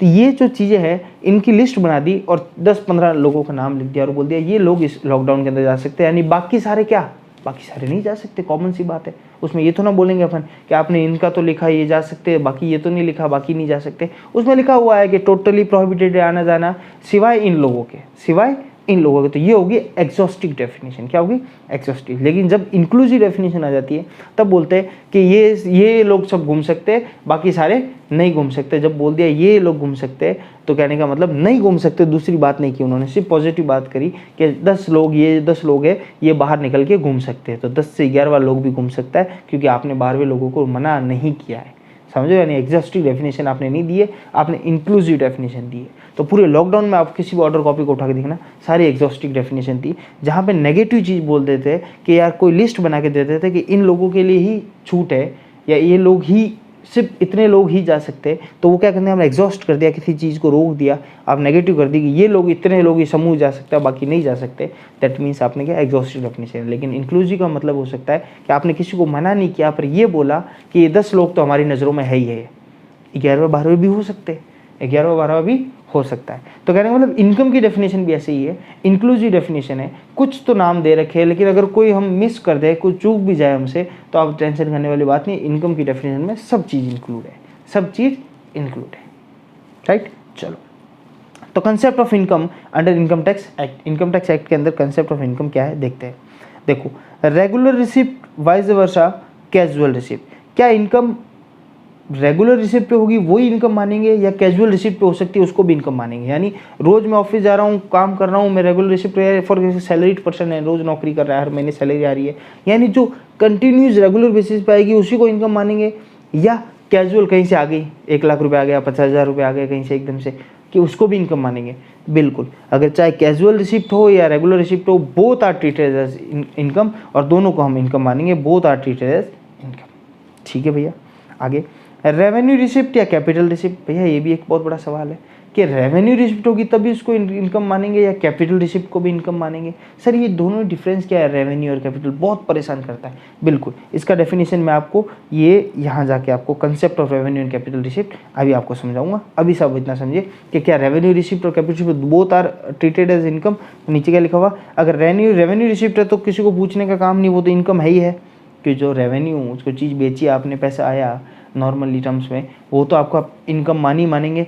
कैपिटल रिसिप्ट को भी इनकम मानेंगे, not mostly but also treated as capital income in capital gain account. मैंने बोला था कैपिटल इनकम, प्लॉट बेचा क्या आपने, मैंने जब क्लासिफिकेशन ऑफ हेड्स पढ़ा था तब मैंने बोला था कि अगर कोई बंदा बोले कि मैंने इस साल तुमने प्लॉट बेचा, इस साल मैंने कोई काम नहीं किया, हाँ एक प्लॉट था मेरा उसको बेच दिया, तो मैंने कहा बिल्कुल you are taxable in capital gain head. मैंने बताया तो मैं, कैपिटल गेन हेड का मतलब हुआ जब कोई कैपिटल एसेट किसी को बेचते तो उससे होने वाले गेन को बोलते हैं कैपिटल गेन। तो बोलता है कैपिटल रिसिप्ट हमेशा टैक्सेबल हो, ऐसा जरूरी इनकम मानी जाए ऐसा नहीं, लेकिन हाँ कैपिटल गेन के टाइम कैपिटल रिसिप्ट हुई है उस समय हम इसको इनकम मानेंगे, सिर्फ एक केस में मानेंगे, बाकी कहीं पे भी नहीं मानेंगे। इसको अभी पढ़ेंगे, इसको मैंने आपको जैसे बताया आगे पढ़ेंगे, ठीक है। चलो, नेट रिसिप्ट और या ग्रॉस रिसिप्ट, यानी ग्रॉस रिसिप्ट को इनकम मानेंगे या नेट रिसिप्ट को मानेंगे, पढ़ते। इनकम मीन्स इनकम का हमेशा ही मतलब होता है net receipt and not gross receipt. यानी इनकम का मतलब होता है उसका खर्चे निकाल के जो पैसा आ जाए, जो लास्ट में बचे उसी को हम इनकम मानेंगे, उसके अलावा नहीं मानेंगे। कहने का मतलब अगर मैंने 1 लाख रुपये कहीं से कमाए तो उस 1 लाख रुपये कमाने के लिए मैंने कुछ खर्चा भी तो किया है। 1 लाख रुपये तो ग्रॉस आया है मेरे पास, लेकिन उसको खर्चे भी तो किए, उसको कमाने के लिए 20,000 फॉर एग्जांपल खर्चा किया, तो 20,000 लेस हो जाएंगे और इनकम कितनी मानी जाएगी, 80,000 ही मानी जाएगी। यानी हमेशा इनकम कैसी होगी, नेट ही होगी, हमेशा इनकम कैसी होगी, नेट ही। लेकिन कुछ केसेस में ग्रॉस रिसिप्ट को भी हम इनकम मान लेंगे। क्या क्या, however certain income of eligible business और प्रोफेशन, कुछ एलिजिबल बिजनेस प्रोफेशन है, is determined on the presumptive basis, जहाँ पे प्रिजम्पटिव बेसिस पे होता है। पढ़ेंगे हम बीपीवी हेड, जब बिजनेस प्रोफेशन वोकेशन हेड पढ़ेंगे, जब पीबीजी हेड पढ़ेंगे अपन, तब मैं आपको बताऊंगा कि भैया ये कैसे होती है, ये ग्रॉस रिसिप्ट पे कैसे होती है। उस केस में इनकम को क्या करते हैं हम, ग्रॉस रिसिप्ट को भी इनकम मानते हैं, ग्रॉस रिसिप्ट के परसेंटेज को भी हम इनकम मानते हैं। सेक्शन 44 AD है, जो वहाँ पढ़ेंगे तब आपको बता दूंगा, लोड लेने वाली बात नहीं है। अभी के लिए समझो, इनकम हमेशा नेट रिसिप्ट पे होती है। इनकम कैपिटल हो रेवेन्यू हो, रेवेन्यू हमेशा ही होती है, कैपिटल एक आध केस में होती है, और इनकम कैजुअल हो या regular, both are treated as income, ठीक है। अच्छा, ड्यू बेसिस या रिसिप्ट बेसिस पे इनकम होती है? सर सैलरी चाहे ड्यू बेसिस पे हो या रिसिप्ट बेसिस पे हो, both are treated as income, is taxable either on due और रिसिप्ट बेसिस। ड्यू और रिसिप्ट का मतलब समझते हो आप मेरी बात, कि ड्यू आज हो गई, रिसिप्ट कल हो गई। ड्यू आज होगी, सैलरी जैसे ड्यू तो होगी 1 तारीख को, 1 महीना पूरा हो गया, सैलरी मैंने काम कर लिया, 1 तारीख को ड्यू हो रही है, यानी सैलरी मिलनी चाहिए थी। लेकिन फॉर एग्जांपल सैलरी मिली मेरे को कब, 15 तारीख को, इस महीने की 15 तारीख को मिली, 15 दिन लेट मिली, तो टैक्सेबल कब होगी? चाहे आज कर लो, ड्यू बेसिस पे कर लो तो भी वही बात है, और 15 तारीख को करोगे तो भी वही बात है। चाहे ड्यू हो या रिसिप्ट हो, इनकम हमेशा टैक्सेबल होगी, दोनों बेसिस पे हो सकती है, आप कोई भी हो उस पर। अच्छा, एक ही बार 2 बार नहीं हो सकती, ड्यू पे भी कर ली, रिसिप्ट पे भी कर ली, डबल टैक्सेशन नहीं हो सकता। लेकिन ड्यू या रिसिप्ट, उससे कोई फर्क नहीं पड़ता, इनकम दोनों में टैक्सेबल होती है, ठीक है। ओके सर, ये इनकम की डेफिनेशन, इतना तो हमें पता चल गया कि इनकम की डेफिनेशन होता है। हमें इनकम के पढ़ रहा था, उसमें 2-3 चीज़ पॉइंट वाइज मैंने डिस्क्राइब किया। नंबर 1 है डेफिनेशन क्या है इनकम की, मैंने बोला इंक्लूसिव डेफिनेशन है। नंबर 2 बोला कंसेप्ट क्या है, तो आपने बोला रेगुलर है, कैजुअल है, रेवेन्यू है, कैपिटल है, नेट है, ग्रॉस है, ड्यू है या रिसिप्ट बेसिस पे, ठीक है। थर्ड पॉइंट है concept of revenue and capital receipt, जो मैं जस्ट इस पॉइंट को एक्सप्लेन कर रहा हूँ। The act लेवाई tax on income and not on capital. Hence, it is very essential to distinguish between capital and revenue receipt. देखो इन दोनों में डिफरेंस करना बहुत आवश्यकता है, क्योंकि रेवेन्यू रिसीप्ट हमेशा इनकम मानी जाएगी, कैपिटल सिर्फ एक आध केस में मानी जाती है, बाकी केसेस में कैपिटल रिसीप्ट को इनकम नहीं माना जाता। तो इन दोनों में डिफरेंस समझना अति आवश्यक है, नहीं तो फिर क्या हो जाएगा, कैपिटल पे भी इनकम मान ली जाएगी। समझे मेरी बात? तो capital receipt can not be taxed unless they fall with in the scope of income.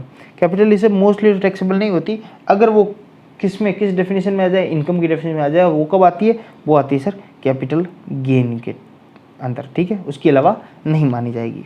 चलो आगे, क्या क्या टेस्ट अप्लाई करें हम तब पता चले कि ये रिसीप्ट पर्टिकुलर पैसा आया। जैसे फॉर एग्जाम्पल 5 लाख रुपए मेरे खाते में आ गए, अब उसको कैसे पता करूँ ये 5 लाख रुपए कैपिटल रिसीप्ट है या रेवेन्यू? अगर रेवेन्यू हो गया तो क्या हो जाएगा, इनकम मान ली जाएगी, और कैपिटल हुआ तो नहीं मानेंगे, कैपिटल हुआ तो नहीं मानेंगे। Test to be applied to determine whether the income is capital और रेवेन्यू इन नेचर।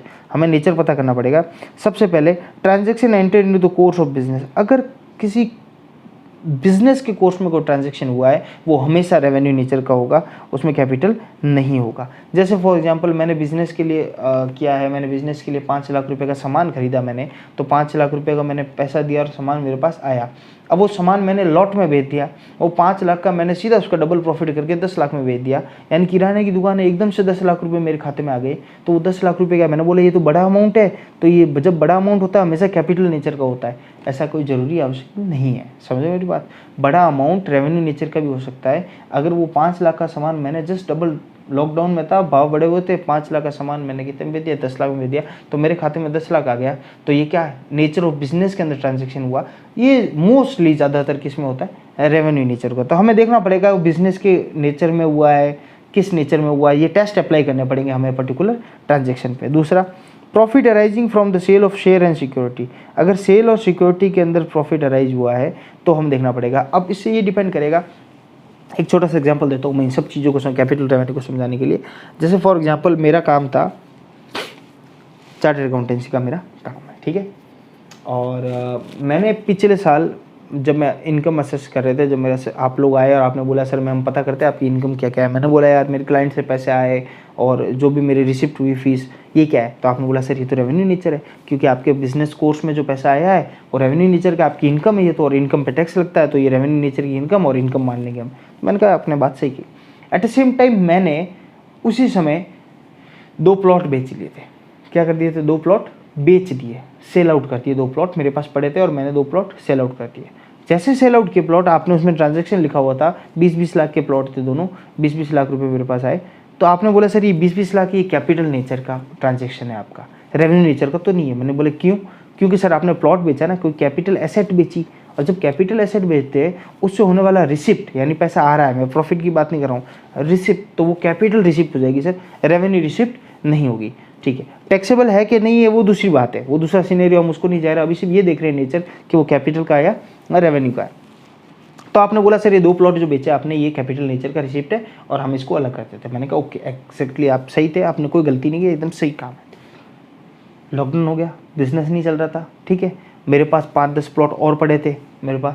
तो मैंने क्या किया, मैंने नेक्स्ट ईयर मैंने अपना बिजनेस चेंज कर लिया। मैंने क्या कर दिया, बिजनेस चेंज कर लिया, और मैंने प्रोफेशनसी जो मेरी चार्टर्ड अकाउंटेंसी है उसको तो कर दिया साइड में, और मैं प्लॉट वाले बिजनेस में आ गया। मैं रजिस्टर्ड हो गया as a real estate business में आ गया, डेवलपर। और मैंने क्या किए, जो मेरे प्लॉट थे उनको बेचना स्टार्ट कर दिया, रीसेल करना स्टार्ट कर दिया, और लेने स्टार्ट कर दिया और बेचने स्टार्ट कर दिए। अब मेरा काम क्या हो गया, रियल एस्टेट प्रॉपर्टी डीलर हो गया। अब मेरे पास स्टॉक के अंदर 10 प्लॉट तो ऑलरेडी पड़े हैं और 10-15 और खरीद लिया और मैं इसको बेच रहा हूँ। अब आप लोग वापस आए, मैंने बोला वापस देखो मेरे अकाउंट में, तो आपने देखा मैंने इस पूरे साल में 5 प्लॉट बेचे। कितने? 5। पिछले साल 2 बेचे थे, इस बार 5 बेचे। अब आपने बोला सर क्योंकि प्लॉट बेचा है, कैपिटल इन नेचर है, कैपिटल एसेट बेची है, it is deemed to be capital receipt. आप वहाँ पे गलत हो जाओगे। रीजन बीइंग मेरा business, nature of business change हो गया। अब मैंने जो 5 प्लॉट बेचे वो बिजनेस ट्रांजैक्शन के रूप में बेचे, और वो 5 प्लॉट मेरे स्टॉक में से मैंने बेचे, तो मेरा बिजनेस हो गया, वो प्लॉट बेचना ही मेरा बिजनेस हो गया। और प्लॉट इटसेल्फ मेरे लिए क्या होंगे, गुड्स हो गए। तो वो मेरा जो रिसिप्ट है 5 लाख का या 5 प्लॉट का, वो मेरे लिए क्या हो जाएगा, वो सर हो जाएगा रेवेन्यू रिसिप्ट हो जाएगा। क्या हो जाएगा मेरे लिए, रेवेन्यू रिसिप्ट हो जाएगा। समझो मेरी बात, समझे? तो सेम ऐसा कैसा शेयर और सिक्योरिटीज़ में भी है। अगर मैं बिजनेस सीए वाला कर रहा हूँ और शेयर सिक्योरिटी खरीद के बेच रहा हूँ, ये इन्वेस्टमेंट एसेट है मेरे लिए, और एसेट को मैं बेच रहा हूँ तो मेरे लिए कैपिटल नेचर का हो गया।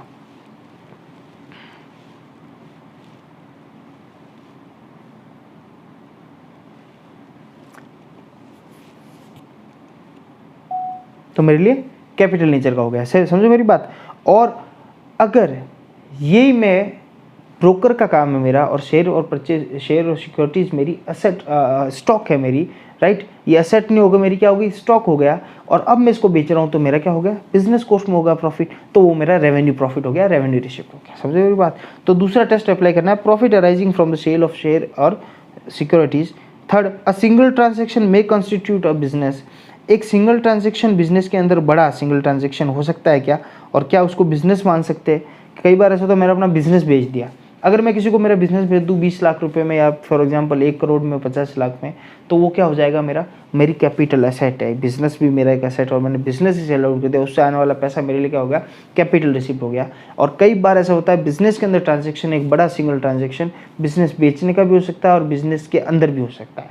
तो हमें ये टेस्ट अप्लाई करके देखना पड़ेगा कि ये कैपिटल है या रेवेन्यू है। ठीक है, कैपिटल है या रेवेन्यू है। नंबर 4, लिक्विडेटेड डैमेजेस क्या होते हैं। लिक्विडेटेड डैमेजेस होते क्या है, लिक्विडेटेड डैमेज सर एक तरीके से पेनल्टी होती है, मुझे मान ले, क्या मान ले, पेनल्टी।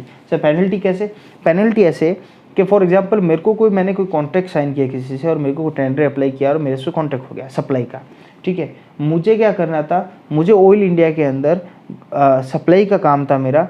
ऑयल इंडिया, ये समझ लो ONGC में मेरा एक कॉन्ट्रैक्ट हो गया, टेंडर अप्लाई किया और मेरा सप्लाई का काम था, राइट। और मुझे वहाँ पे सर्विसेज देनी थी, और मैं अगर सर्विसेज में उस कॉन्ट्रैक्ट में अंदर एक क्लॉज डाला हुआ था कि अगर आपने सर्विसेज 45 डेज के अंदर नहीं दी तो आपके ऊपर पेनल्टी का प्रोविजन है, जिसको LD चार्जेस कहते हैं, लिक्विडेटेड डैमेजेस चार्जेस लगे हैं आपको 1% of your contract value for example, right. और वो लग गया। अब मुझे बताओ जो लिक्विडेटेड डैमेजेस लगा है वो कैपिटल इन नेचर है या रेवेन्यू इन नेचर है। फॉर एग्जांपल यही बात मैं करता हूँ और मैं किसी से सर्विस लेता हूँ और वो मुझे मिल रहा है, इनकम की बात होगी, जब जाने की बात होगी तो खर्चा हो गया। अब अगर उसकी जगह ONGC की जगह मैं खड़ा हो जाता हूँ, मेरे सामने कोई ONGC है और वो मुझे कोई सर्विसेज दे रहे हैं, मैंने कहा अगर आपने पेमेंट नहीं दिया तो मैं आपके ऊपर पेनल्टी लगा दूंगा। अब मुझे बताओ वो पेनल्टी, वो लिक्विडेटेड डैमेजेस, क्या वो मेरी नज़र में कैपिटल या रेवेन्यू है। सर क्योंकि उससे प्रॉफिट आ रहा था, वो रेवेन्यू था, तो लिक्विडेटेड डैमेज भी रेवेन्यू हो जाएगा। नहीं, लिक्विडेटेड डैमेज है हमेशा कैपिटल इन नेचर होगा, क्योंकि वो क्या होते हैं, वो पेनल्टी के रूप में काम करता है और पेनल्टी हमेशा कैपिटल नेचर में मानी जाएगी, उसको इनकम आपकी नहीं मानी जाएगी, इनकम आपकी नहीं मानेगी। ठीक है, next point, compensation on termination of agency. अगर किसी एजेंसी के टर्मिनेशन का कंपेंसेशन हो तो टर्मिनेशन का कंपेंसेशन का मतलब क्या हुआ, टर्मिनेशन के कंपेंसेशन का मतलब ये हुआ, या मैं एग्जांपल के साथ आपको दिखता हूँ, कहाँ पर है ये मैं आपको दिखा देता हूँ एक बार। अभी तक सब चीज़ पढ़ चुके हैं,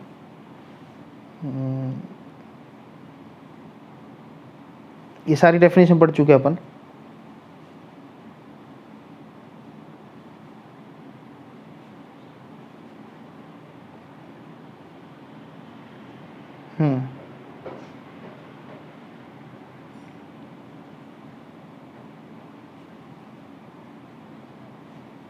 ये रहा, द कंपेंसेशन और टर्मिनेशन ऑफ एजेंसी। पढ़ेगा क्या लिखा, where an assessee receive compensation on termination of agency business being the only source of income, the receipt is of capital nature and but taxable under section 28(2)(c। कहने का मतलब जब आप किसी agency, आपके पास एजेंसी और आप एजेंसी से, पतंजलि की एजेंसी, और उसको टर्मिनेट कर दिया गया, आपसे ले लिया गया, या आपने किसी को बेच दिया, उसके लिए आपको कंपेंसेट दिया। उसने जब एजेंसी ली थी पतंजलि से, तब भी उसने पैसा लिया था एजेंसी देने का अमाउंट, और जब वो टर्मिनेट करेगा तो वो आपको कंपेंसेट करेगा, आपको पैसा देगा। अच्छा, वो पैसा क्या होगा आपके लिए, रेवेन्यू नेचर होगा या कैपिटल नेचर होगा। तो यहाँ पे बात होती है, अगर वो आपका एक ही सोर्स है, एक लौता ही सोर्स है, तो वो क्या हो जाएगा, आपका कैपिटल नेचर हो जाएगा। लेकिन वो कैपिटल नेचर भी टैक्सेबल होगा। जब PBG हेड पढ़ेंगे वहाँ मैं आपको बताऊंगा, जब भी ऐसे कंपेंसेशन एजेंसी में मिलता है सेक्शन 28 के अंदर, वो कैपिटल बिजनेस की इनकम मानी जाएगी और वो भी आपके लिए टैक्सेबल होगा। लेकिन ये होता है कैपिटल नेचर का, लेकिन ये कब, जब आपकी एक ही एजेंसी, आपके पास ओनली सोर्स ऑफ इनकम आपका वो एजेंसी है। अगर ऐसी मेरे पास 10-12 एजेंसी है और उसमें से एक चली जाती है, तो नॉर्मल कोर्स ऑफ बिजनेस है, तो मेरे लिए रेवेन्यू नेचर का हो जाएगा, और वो तो टैक्सेबल है ही, right. And the last one, ये सब पढ़ रहे अपन क्या पढ़ रहे हैं, कैपिटल वर्सेस रेवेन्यू रिसिप्ट। हमें ये टेस्ट अप्लाई करना है कि ये कैपिटल का है या रेवेन्यू का। ट्रांजेक्शन ये पढ़ लिया हमने, प्रॉफिट अराइजिंग शेयर सिक्योरिटी पढ़ लिया, single transaction can need constitute business हमने पढ़ लिया था कि बिजनेस को बेचने का भी एक हो सकता है, बहुत बड़ा क्या बोलते हैं ट्रांजेक्शन हो सकता है। एक सिंगल ट्रांजेक्शन से भी बिजनेस आपका हो सकता है। आपका नेचर ऑफ ट्रेड ही ऐसा है कि बड़ा सिंगल ट्रांजेक्शन ही बहुत बड़ा होता है। जैसे प्लॉट वाले में एक बड़ा प्लॉट है, 2-2.5 करोड़ का प्लॉट है, तो आपको नॉर्मली बिजनेस का गुड्स बेचा 2.5 करोड़ में बेच दिया, समझे मेरी बात। तो ये भी हो सकता है। लिक्विडेट डैमेजेस के बारे में पढ़ लिया, कंपेंसेशन टर्मिनेशन एजेंसी के बारे में। And the last one gift. Gift का क्या मतलब है, gift constitute a capital receipt in the hands of recipient. Recipient के हाथ में हमेशा गिफ्ट क्या माना जाएगा, कैपिटल रिसिप्ट माना जाएगा। However certain gift are brought within the preview of income tax, हमेशा कैपिटल रिसिप्ट माना जाएगा। और कैपिटल रिसिप्ट होता है क्या, वो टैक्सेबल नहीं होगा, क्योंकि रेवेन्यू नहीं माने, इनकम नहीं हुई। इनकम हमेशा रेवेन्यू रिसिप्ट होती है और कैपिटल रिसिप्ट होगा। लेकिन मैंने आपको बोला था कि रेवेन्यू रिसिप्ट हमेशा इनकम होगी, लेकिन कैपिटल रिसिप्ट भी कई केस में होगी। जैसे कैपिटल गेन हो गया, जैसे एजेंसी वाला मान लिया अपन को कैपिटल रिसिप्ट है, फिर भी टैक्सेबल है। और गिफ्ट के अंदर भी अदर सोर्स की इनकम हम जब देखेंगे सेक्शन 56(2)(10) के अंदर हम जाएंगे, तो वहाँ पे अगर आपको किसी ने गिफ्ट दिया without any consideration, it itself brought to be in taxation under section 56(2)(10) for income from other sources. Income from other sources. समझे मेरी बात, समझे, कोई दिक्कत कोई परेशानी नहीं। यहाँ पे ये समझाने के लिए किया था कि कैपिटल और रेवेन्यू रेशियो में क्या क्या डिफरेंस है, एक कॉमन सेंस के लिए आपके दिमाग में होना चाहिए, ताकि आपको क्या हो, आपका बेस अच्छा हो, बेस क्लियर हो, राइट। अब आगे चलते हैं। ये बात चल रही थी अपनी, सर वापस आप रिकॉल कराओगे सर कहाँ से स्टार्ट किया था। मैंने इंपॉर्टेंट डेफिनेशन से स्टार्ट किया था, असेसी की डेफिनेशन पढ़ाई थी, असेसमेंट की डेफिनेशन पढ़ाई थी, पर्सन की डेफिनेशन पढ़ाई थी। पर्सन की डेफिनेशन 231 के अंदर, और वहाँ 7-8 ही है, यानी असेसी की डेफिनेशन 27, असेसमेंट की 28, पर्सन की 231, और देन आफ्टर हम पर्सन के अंदर बहुत सारे HUF, FSU, AOP, BOI ये सब चीज़ आ गई थी। उसके बाद हमने पढ़ी थी इनकम की डेफिनेशन, और वो 224 के अंदर पढ़ी थी। और इनकम की डेफिनेशन में हमने ये पढ़ा था, ये सारी चीज़ें पढ़ते आए, तब कैपिटल रेवेन्यू का डिफरेंस भी आया था, वो हमने पढ़ा, राइट। अब हम पढ़ रहे हैं average rate of income tax क्या होता है। बेसिक कंसेप्ट क्योंकि पढ़ रहे हैं, हमें रेट्स ऑफ इनकम भी पता होनी चाहिए। तो एवरेज रेट ऑफ इनकम क्या होता है, देखिएगा, ये भी कंसेप्ट है, आपको समझ में होना चाहिए। Means the rate arrive at by dividing the amount of income tax calculated on the total income by such total income. कहने का मतलब, अगर 5 लाख की टोटल इनकम है, उस पर 5,000 फॉर एग्जाम्पल, उस पर 50,000 का टैक्स बन गया, कितना बन गया, 50,000 का टैक्स बन गया, रेट वेट लगा दी 50,000, ये होगी टोटल इनकम। है ये क्या होगी, टोटल इनकम, इसके ऊपर 50,000 का टैक्स बन गया। तो एवरेज रेट ऑफ इनकम क्या होगी, कि सर एवरेज रेट इनकम ये हुई कि by dividing the amount of income tax. हाँ, तो ये होगी सर कि सर ये 50 लाख है, डिवाइड बाय 50,000 कर दो एक बार, कितना आ रहा है, कि सर 10% आ गई। तो ये क्या होगी, एवरेज रेट ऑफ इनकम होगी। क्या होगी, average rate of income, right. समझो मेरी बात। टोटल इनकम पे जो टैक्स निकल जाए, उस टैक्स का टोटल इनकम से वापस आप डिवाइड कर लोगे तो एक रेट आ जाएगी, वो रेट क्या हो जाएगी, आपकी एवरेज रेट हो जाएगी। यानी रेट हमेशा इनकम टैक्स की रेट होती है, स्लैब वाइज होती है, और उसका एवरेज एक रेट निकालना हो तो टोटल इनकम की रेट, जो आपका कैलकुलेशन स्लैब वाइज आपने टैक्स निकाला, और जो टोटल इनकम है, उस टोटल इनकम में टैक्स को डिवाइड कर दो, आपकी एवरेज रेट ऑफ इनकम। कहाँ जरूरत पड़ेगी, कहाँ निकलेगी, जब प्रैक्टिकल करेंगे मैं आपको समझाता जाऊँगा। अभी सिर्फ कॉमन सेंस में होता है कि average rate of income tax भी कोई चीज़ होती है। नेक्स्ट MMR मतलब maximum marginal rate of income tax. जब भी MMR आता है, जब भी लॉ में कहीं लिखा होता है कि इनकम टैक्स के अंदर मैक्सिमम मार्जिनल रेट है, that means highest rate of income tax, और वो कितनी है, मोस्टली वो कितनी है, 30%। ऐसे तो 40 भी है, लेकिन जब MMR की बात करेंगे हम इंडियन इसके अंदर, तो 30% है। आप तो इतना ध्यान रखो, जब भी MMR की बात आए तो मैक्सिमम जो rate of charge of income tax है वो लगेगी, ठीक है। अब बात कर लेते हैं असेसमेंट ईयर और प्रीवियस ईयर का, क्योंकि मैंने आपको इनकम समझा दिया, मैंने आपको पर्सन की डेफिनेशन समझा दी, मैंने आपको टोटल इनकम का एक जरिया बता दिया, और अब एक चीज़ रह गई है मेरे अंदर कल के लेक्चर के अंदर, वो है सर आपने प्रीवियस ईयर अभी तक नहीं बताया, ठीक है। 2 कंसेप्ट होते हैं, एक होता है असेसमेंट ईयर, एक होता है प्रीवियस ईयर। एक होता है असेसमेंट ईयर, एक होता है प्रीवियस ईयर। अच्छा, असेसमेंट ईयर क्या होता है, उससे पहले असेसमेंट क्या होता है। सर असेसमेंट का मतलब आपने बताया था कि जो रिटर्न फाइल कर रहा है उसका असेसमेंट जब ऑफिसर करता है, उस पूरे प्रोसीजर को बोलते हैं असेसमेंट। सेक्शन 2 सबसेक्शन 8 के अंदर पढ़ेगा जरा। The year in which income is earned is the previous year and such income is taxable in the immediately following year which is assessment year. जैसे assessment year always start from 1st April and it is always a period of 12 month. कुछ चीज़ें समझ में आई कि हाँ sir assessment हमेशा 1 अप्रैल से start होता है और ये 12 महीने का होता है, यानी 31 मार्च तक ख़त्म हो जाएगा। सीधी सी बात है, 12 महीने का होगा तो 31 मार्च को ख़त्म हो जाएगा, यानी हमेशा अप्रैल टू मार्च होता है, ना कि जनवरी से दिसंबर। हमेशा क्या होता है, अप्रैल टू मार्च। अकाउंटिंग दोनों तरीके से हो सकती है, अप्रैल टू मार्च भी हो सकती है और जनवरी से दिसंबर भी हो सकती है, कैलेंडर ईयर से भी। लेकिन इनकम टैक्स में हमेशा असेसमेंट कैसा रहेगा, ईयर हमेशा रहेगा 1 अप्रैल से लेकर 31 मार्च तक का, 12 महीने का रहेगा, 1 अप्रैल से स्टार्ट होगा। अच्छा, सीन क्या है, सीन ये है प्रीवियस ईयर क्या है, मैं डेफिनेशन दोनों को सुनाता हूँ, एक बार डेफिनेशन पढ़ लो। डेफिनेशन बोलता है प्रीवियस ईयर का, it means the financial year. अच्छा, इसका एक और नाम है प्रीवियस ईयर का, फाइनेंशियल ईयर। क्या नाम है, फाइनेंशियल ईयर, F5 भी लिख सकते हैं अपन ना, PY किसी का। इमीडिएटली प्रीसीडिंग द असेसमेंट, यानी असेसमेंट के जस्ट पिछला साल वाला क्या होता है, प्रीवियस ईयर होता है, और प्रीवियस ईयर के जस्ट अगले साल वाला क्या होता है सर, असेसमेंट ईयर होता है। ठीक है, the income earn during the previous year is taxable in the assessment year. ये बोलता है जो प्रीवियस ईयर में जो आपने इनकम कमाई है उसको वो टैक्सेबल होगी अगले साल, यानी असेसमेंट ईयर के अंदर। तो कॉमन सी बात देखिएगा कि अगर मैं बोलूँ कि भाई मेरे पिछले महीने में सितंबर, जैसे अभी अक्टूबर चल रहा है, सितंबर मंथ के अंदर, या फॉर एग्जांपल पिछले मंथ के अंदर मैं बोलूँ आपको, या इस करंट मंथ के अंदर मैं बोलूँ यार इस साल तेरी इनकम की, मतलब मेरे किसी फ्रेंड ने मेरे से पूछा कि इस साल यार बता मुझे तेरी इनकम कितनी हुई। तो मैंने कहा यार इस पर्टिकुलर मंथ में बता तेरी इनकम कितनी हुई। मैंने कहा यार भाई मंथ पूरा तो होने दे, भाई जब पूरा होगा तब बताऊँगा ना। तो बोले यार आज तो 28 तारीख हो गई है और अब तो 2 दिन रहे, अब तो बता दे कितना हुआ है। मैंने कहा यार मंथ की जब तूने बात करी है ना, तो मंथ का मतलब हुआ पूरा में 28 30 का हो या 31 का हो, पूरे 31 खत्म हो जाएगा। 1 तारीख को मैं तुझे बताऊंगा कि पूरे 1 तारीख से लेकर 31 पिछले महीने की 1 तारीख से लेकर 30 या 31 तक मेरा कितना प्रॉफिट हुआ, कितना नुकसान हुआ, क्या हुआ। तो बोला यार ये तो एक कॉमन सी बात है, ये तो सही बात है, एक वाजिब बात। तो इंसान तो ऐसी बात करता है, जानवर अलग तरह की करेगा, इंसान तो ऐसी बात करेगा। मैंने कहा ठीक है भाई। वैसे का वैसा अगर मैं आपको इनकम टैक्स बोलता है, इनकम टैक्स में बोला कि आप मुझे एक बात बताइए, 20-21 यानी किसका, 20-21 का, सॉरी 19-20 का, 19-20 यानी अभी 1 अप्रैल 2019 से लेकर मुझे 31 मार्च 2020 तक का हिसाब दीजिए, उसने मुझे बोला। तो मैं उसको एक सिंपल सा जवाब बोलूँगा, मैंने कहा इस पूरे साल का मैं हिसाब दे दूंगा। आपने बोला असेसमेंट ईयर स्टार्ट होता है 1 अप्रैल से, स्टार्ट होता है 12 महीने का होता है, इस पूरे साल का हिसाब तो मैं दे दूंगा। लेकिन ये हिसाब दूंगा कब, जब 31 मार्च खत्म हो जाएगा, 1 अप्रैल को ही दूंगा आपको, 1 अप्रैल को ही दूंगा।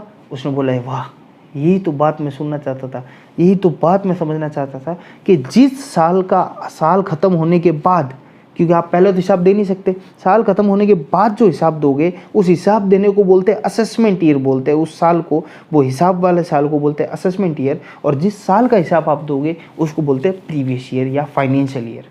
यानी इस फाइनेंशियल ईयर का हिसाब असेसमेंट ईयर में होगा। यानी फॉर एग्जांपल अगर प्रीवियस ईयर 1920 है तो उसका असेसमेंट ईयर जस्ट उसका अगला, जब 20 खत्म हो जाएगा 31 मार्च तभी तो होगा, तो वो हो गया 20-21, वो हो गया 20-21। फॉर एग्जांपल अगर यहीं पे मैं एग्जांपल बताऊँ, एक आपसे क्वेश्चन पूछूं कि मुझे बताओ 2001-2 यानी ये क्या है, हमारा प्रीवियस ईयर है या फाइनेंशियल ईयर है, इसका असेसमेंट ईयर क्या होगा। तो सर ये तो हमें पता है असेसमेंट ईयर यानी जस्ट इसके अगले साल, यानी 1-2 है तो ये हो जाएगा सर 2-3, ये हो गया आपका असेसमेंट ईयर, ये हो गया आपका असेसमेंट ईयर। अब मैं आपसे सवाल पूछूं कि भैया मुझे ये बताओ,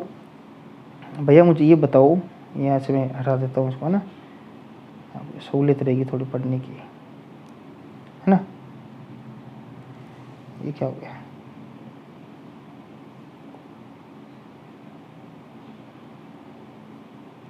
ठीक है। अब मैं आपको ये पूछूं कि भैया मुझे ये बताओ, अगर आपका 0405 ये आपका असेसमेंट ईयर है तो इसका प्रीवियस ईयर क्या हो जाएगा और फाइनेंशियल ईयर क्या हो जाएगा।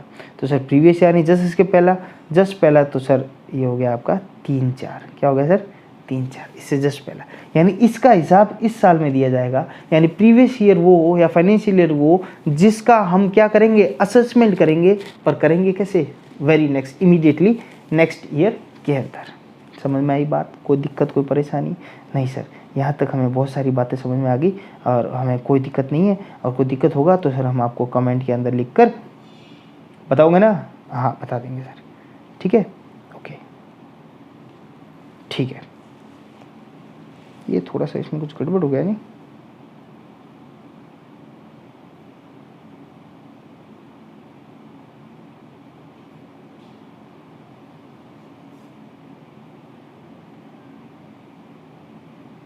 एक मिनट मुझे दीजिएगा आप, मैं इसको पूरा कैंसिल करके वापस आता हूँ।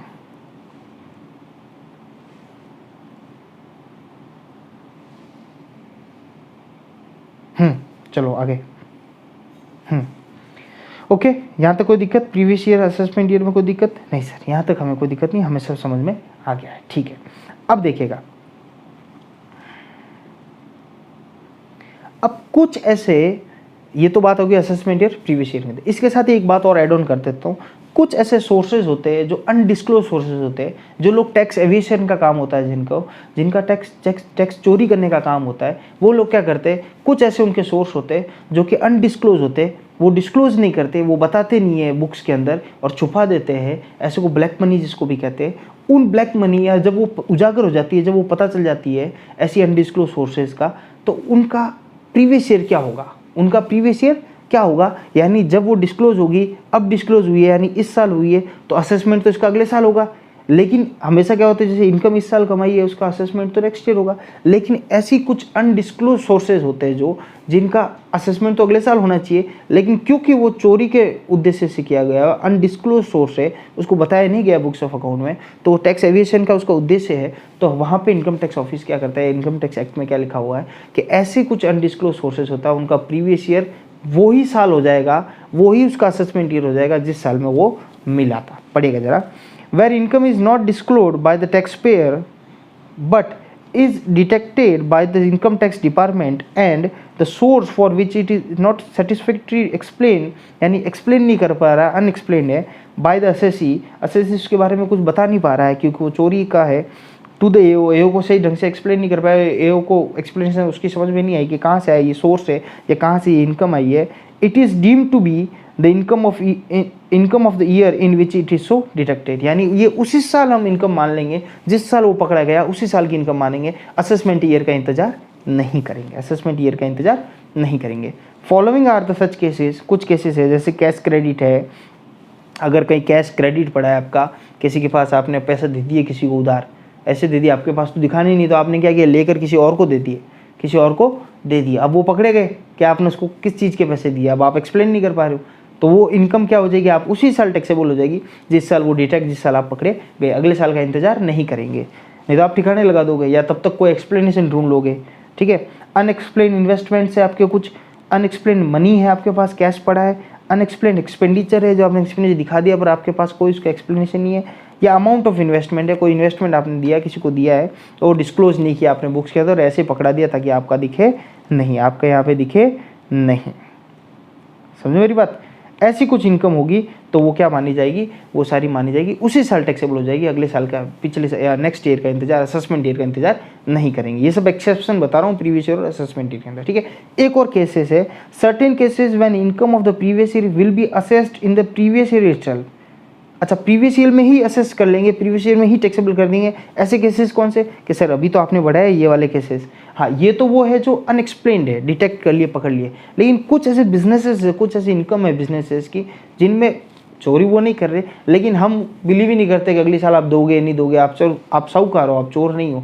लेकिन ये रूल बना दिया कि आप अपनी इनकम जो प्रीवियस ईयर में कमाई उसी साल टैक्स देके चले जाओ, क्योंकि आपका आगे भरोसा हमें नहीं है, डिपार्टमेंट को नहीं है। कौन से केस है देखो, जनरल रूल तो क्या है कि income of the previous year assessed in the assessment year following the previous year, हमेशा असेसमेंट ईयर में होती है। लेकिन कुछ एक्सेप्शंस है, वहाँ पे हम प्रीवियस ईयर में इसको मान लेंगे। एक तो एक्सेप्शन आप पढ़ चुके हो जहाँ पे डिटेक्ट हो जाती है, अनएक्सप्लेन्ड है। दूसरे क्या है, cases where the income of the previous year is assessed in the previous year itself, उसी साल में मान ले जाएंगे।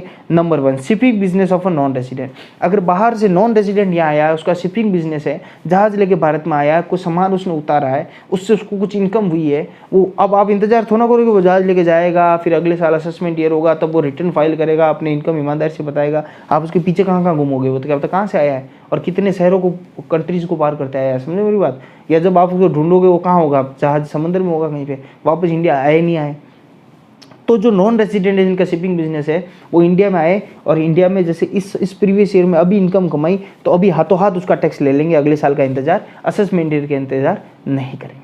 ऐसे और कौन से केस है? दूसरा, पर्सन लिविंग इंडिया, जो भारत छोड़ के जा रहा है, विजय माल्या अब छोड़ के जा रहा है, बोले रुक जा भाई कहाँ जा रहा है, पहले पूरा टैक्स चुकता कर, देखे जा, निकल, तू वापस आवे नहीं आवेगा भरोसा, नीरव मोदी भाग गया, उसको पकड़ना चाहिए था। तो ऐसे भी लोग जो यहाँ से पर्सन लीव कर रहे हैं, इंडिया छोड़ रहे, और उन लोगों को यह सब सामान बेच दिया, जैसे इनकम टैक्स विभाग को पता चल गया सब सामान बेच के तो जा रहा है, पकड़ लेंगे एयरपोर्ट पे कि यहाँ पर पूरा टैक्स देके जा, अगले साल का बोले असेसमेंट ईयर में भरूंगा टैक्स। क्या हमें तेरे पर भरोसा नहीं भाई? हम आप पे भरोसा करते ही नहीं कि असेसमेंट में तो आप मुँह भी दिखाओगे अपना।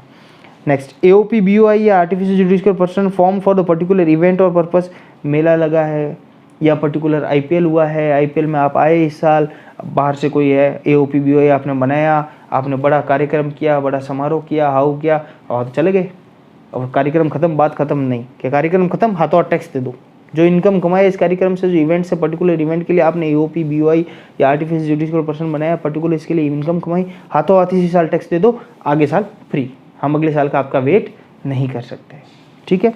Next, person likely to transfer property to avoid tax. आपको शक हो गया इनकम टैक्स डिपार्टमेंट को कि अपने टैक्स बचाने के लिए, टैक्स अवॉइड करने के लिए क्या कर रहा है, अपनी प्रॉपर्टी को ट्रांसफर कर रहा है। तो उसको बोलते हैं रुक जा भाई, प्रॉपर्टी ट्रांसफर तो तू कर रहा है, इधर इधर नाम कर रहा है, न कभी अपने वाइफ के नाम कर रहा है, न कभी वहाँ फेंक रहा है, न कभी वहाँ, समझ रहे हो, थर्ड पर्सन। तो पता चल जाता है कि ये क्या टैक्स एविएशन का कोई इसकी प्लानिंग है, तो उसको पकड़ के बोल देंगे इसी साल अभी आता है टैक्स दे दे, मेरे को भरोसा नहीं तो अगले साल तक देगा कि नहीं देगा, असेसमेंट ईयर का वेट करेंगे ही नहीं हम, अभी दे दें मैं। And the last one, discontinued business, जो बिजनेस बंद हो गए, अब अगले साल क्या है, इनके मुँह ही नहीं दिखाएंगे ये लोग, तो उसका हाथों टैक्स ले लेते हैं। जो डिसकंटिन्यूड बिजनेस हो गया, बंद हो गया, कोई बात नहीं, अभी टैक्स दे दे, असेसमेंट ईयर का हम वेट नहीं करेंगे, असेसमेंट ईयर का वेट नहीं करेंगे। ओके, इसी के साथ यहाँ तक आपका हो गया पार्ट 2 का बेसिक कंसेप्ट। पार्ट 2 का लेक्चर खत्म कर रहा हूँ मैं यहीं पे, और काफ़ी चीज़ें पूरी हो गई है, काफ़ी डेफिनेशंस आपको समझ में आई होगी। आई होप आपको चीज़ें समझ में आई होगी। कमेंट करके ज़रूर बताइएगा, और प्लीज़ कमेंट आपके बहुत कम आ रहे हैं, कमेंट करके आप बताइएगा आपको कैसा लगा लेक्चर, और कुछ और भी सजेशन आपकी तरफ से हो तो प्लीज़ आप दीजिएगा, और like and subscribe please continue रखिएगा। और सेक्शन 4 है, ये तीसरा जो लेक्चर है ना, कितने नोट्स देख लो ना आप, तीसरा खत्म हो जाएगा, देखो थर्ड पार्ट एक छोटा सा लेक्चर बनेगा और उसमें सारा खत्म कर देंगे। ठीक है, छोटे छोटे पार्ट में क्या था कि आपको बोरियत नहीं है वो, ठीक है, तो भी मेरे तो घंटे पर के हो ही जा रहे हैं लेक्चर। ठीक है, thank you for watching, please like and subscribe और शेयर जरूर कीजिएगा, और ज़्यादा से ज़्यादा आप अपने सब्सक्राइबर, हमारे सब्सक्राइबर आप बढ़ाए। Thank you so much.